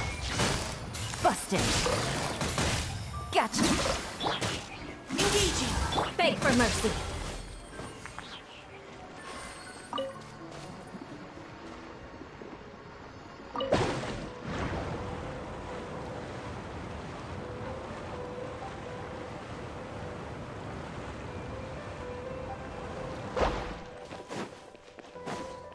There is no escape!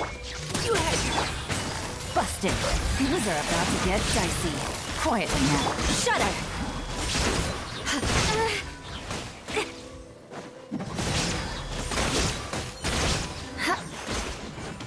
Rack and ruin! Busted. Take it easy.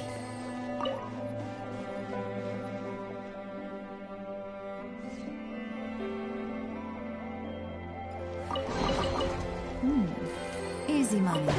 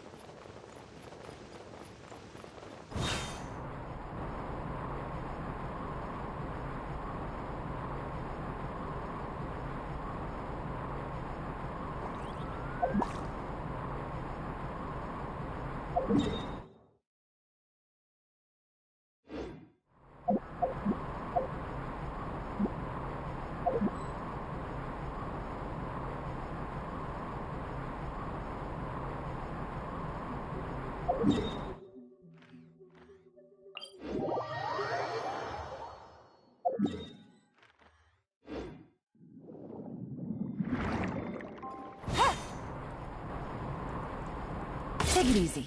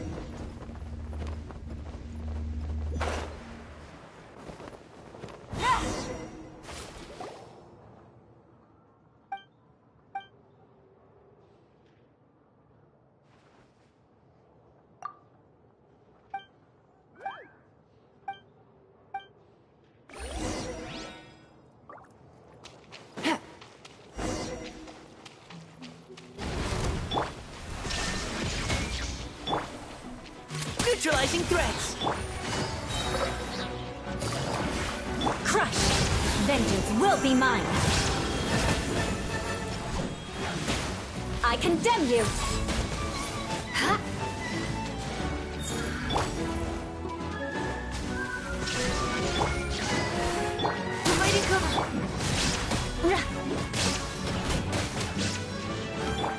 going, team! Beg for mercy.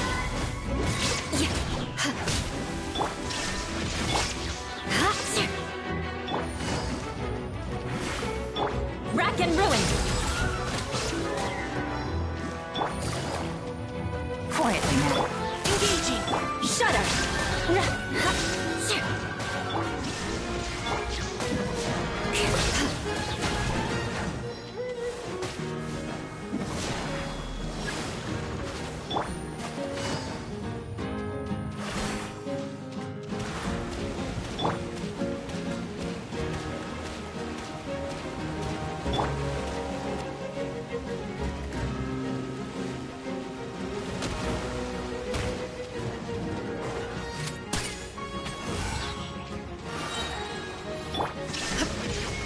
More speed. Crush! Beg for mercy.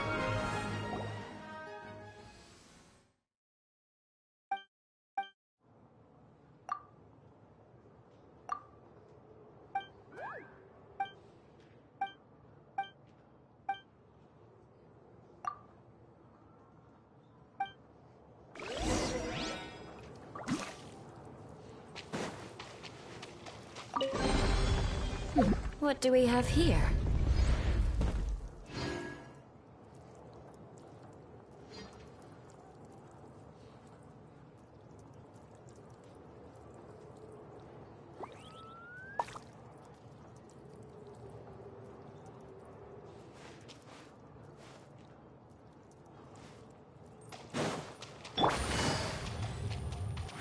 Now's our chance!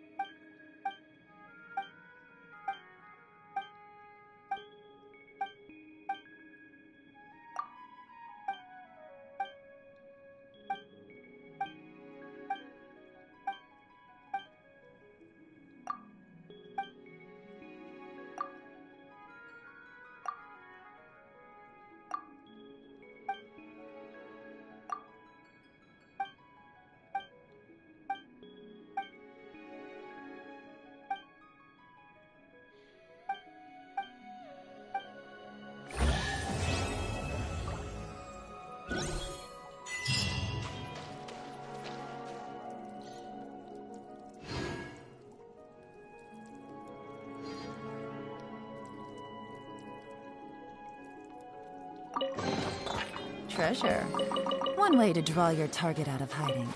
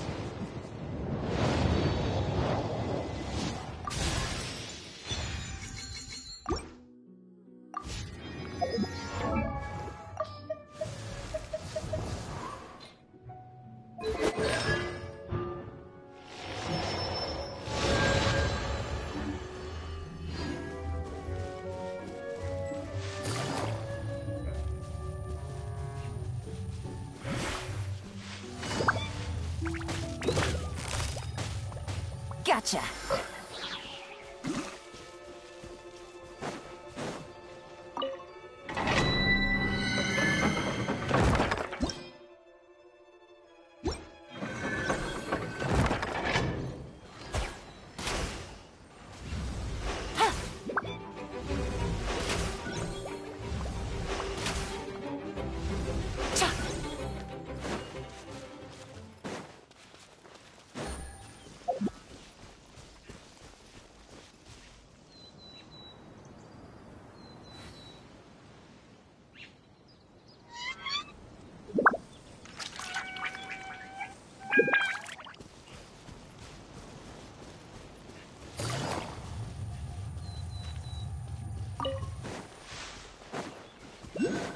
Shine down!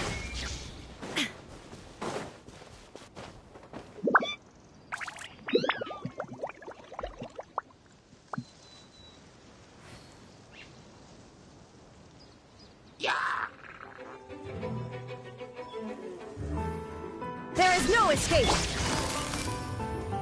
Quietly now. Busted!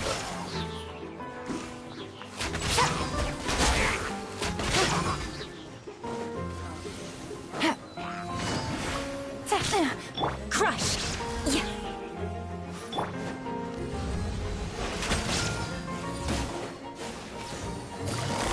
Here comes the catch. Now you shall perish! Providing cover fire! Shudder!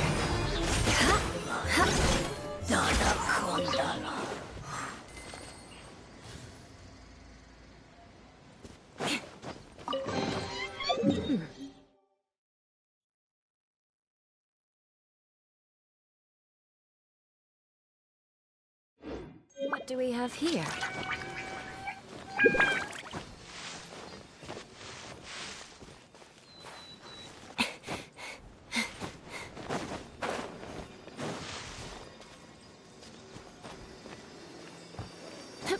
More speed.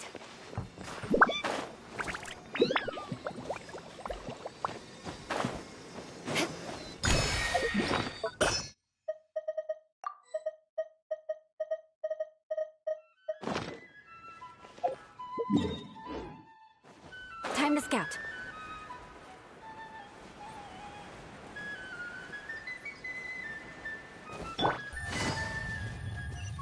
Gotcha! Quietly now. Engaging! Crush! Let's keep going, team!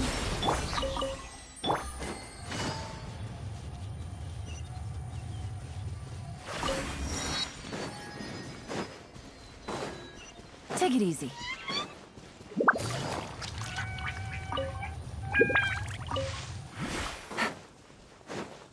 Take it easy.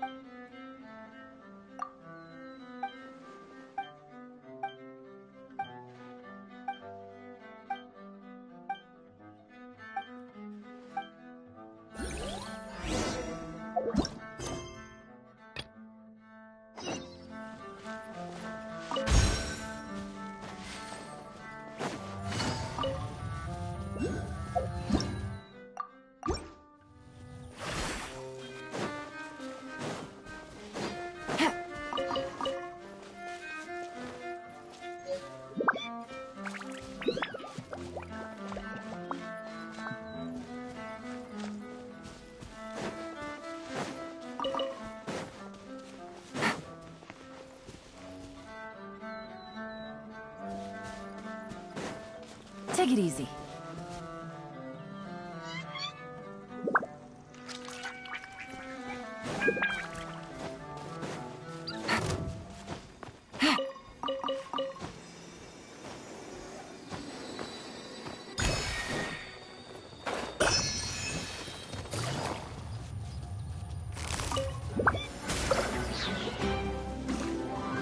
Take it easy. Shudder!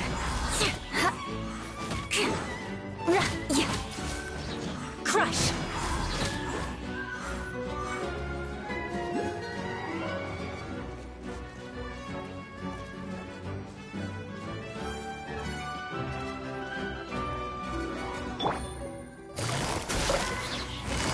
Busted.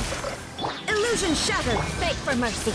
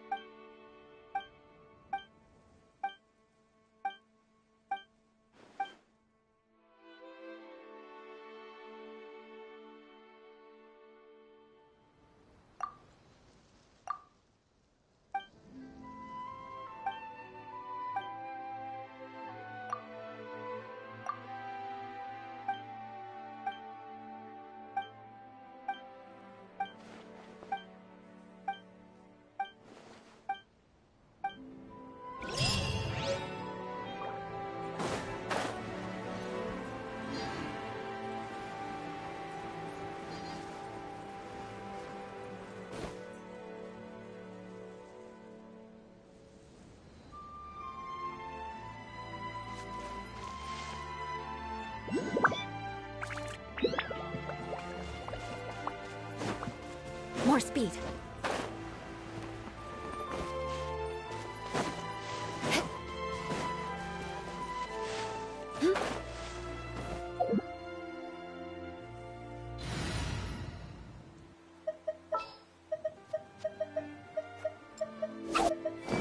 Time for afternoon tea.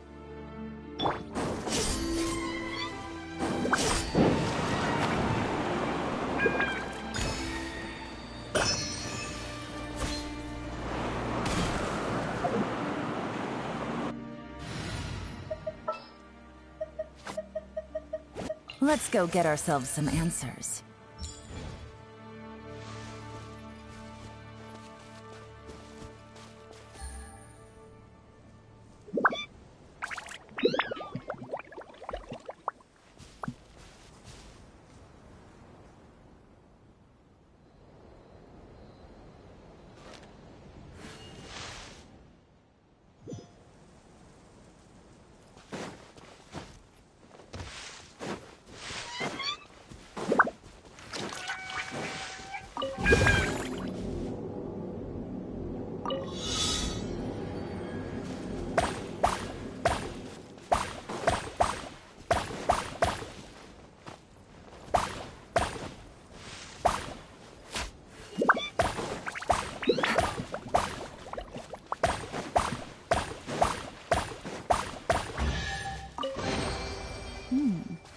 Easy money.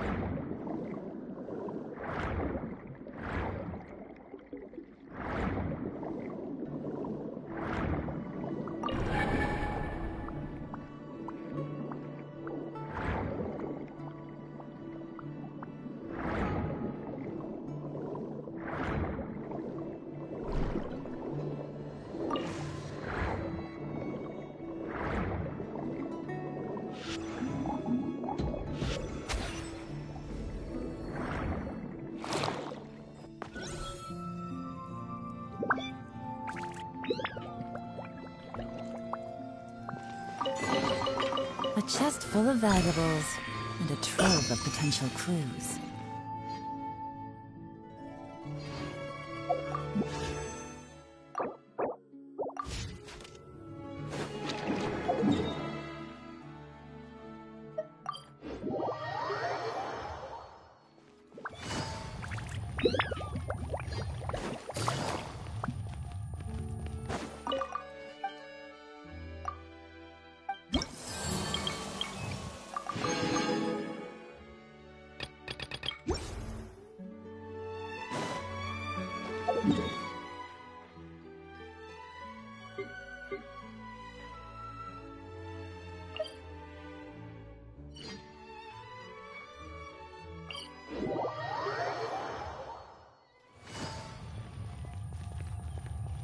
Take it easy.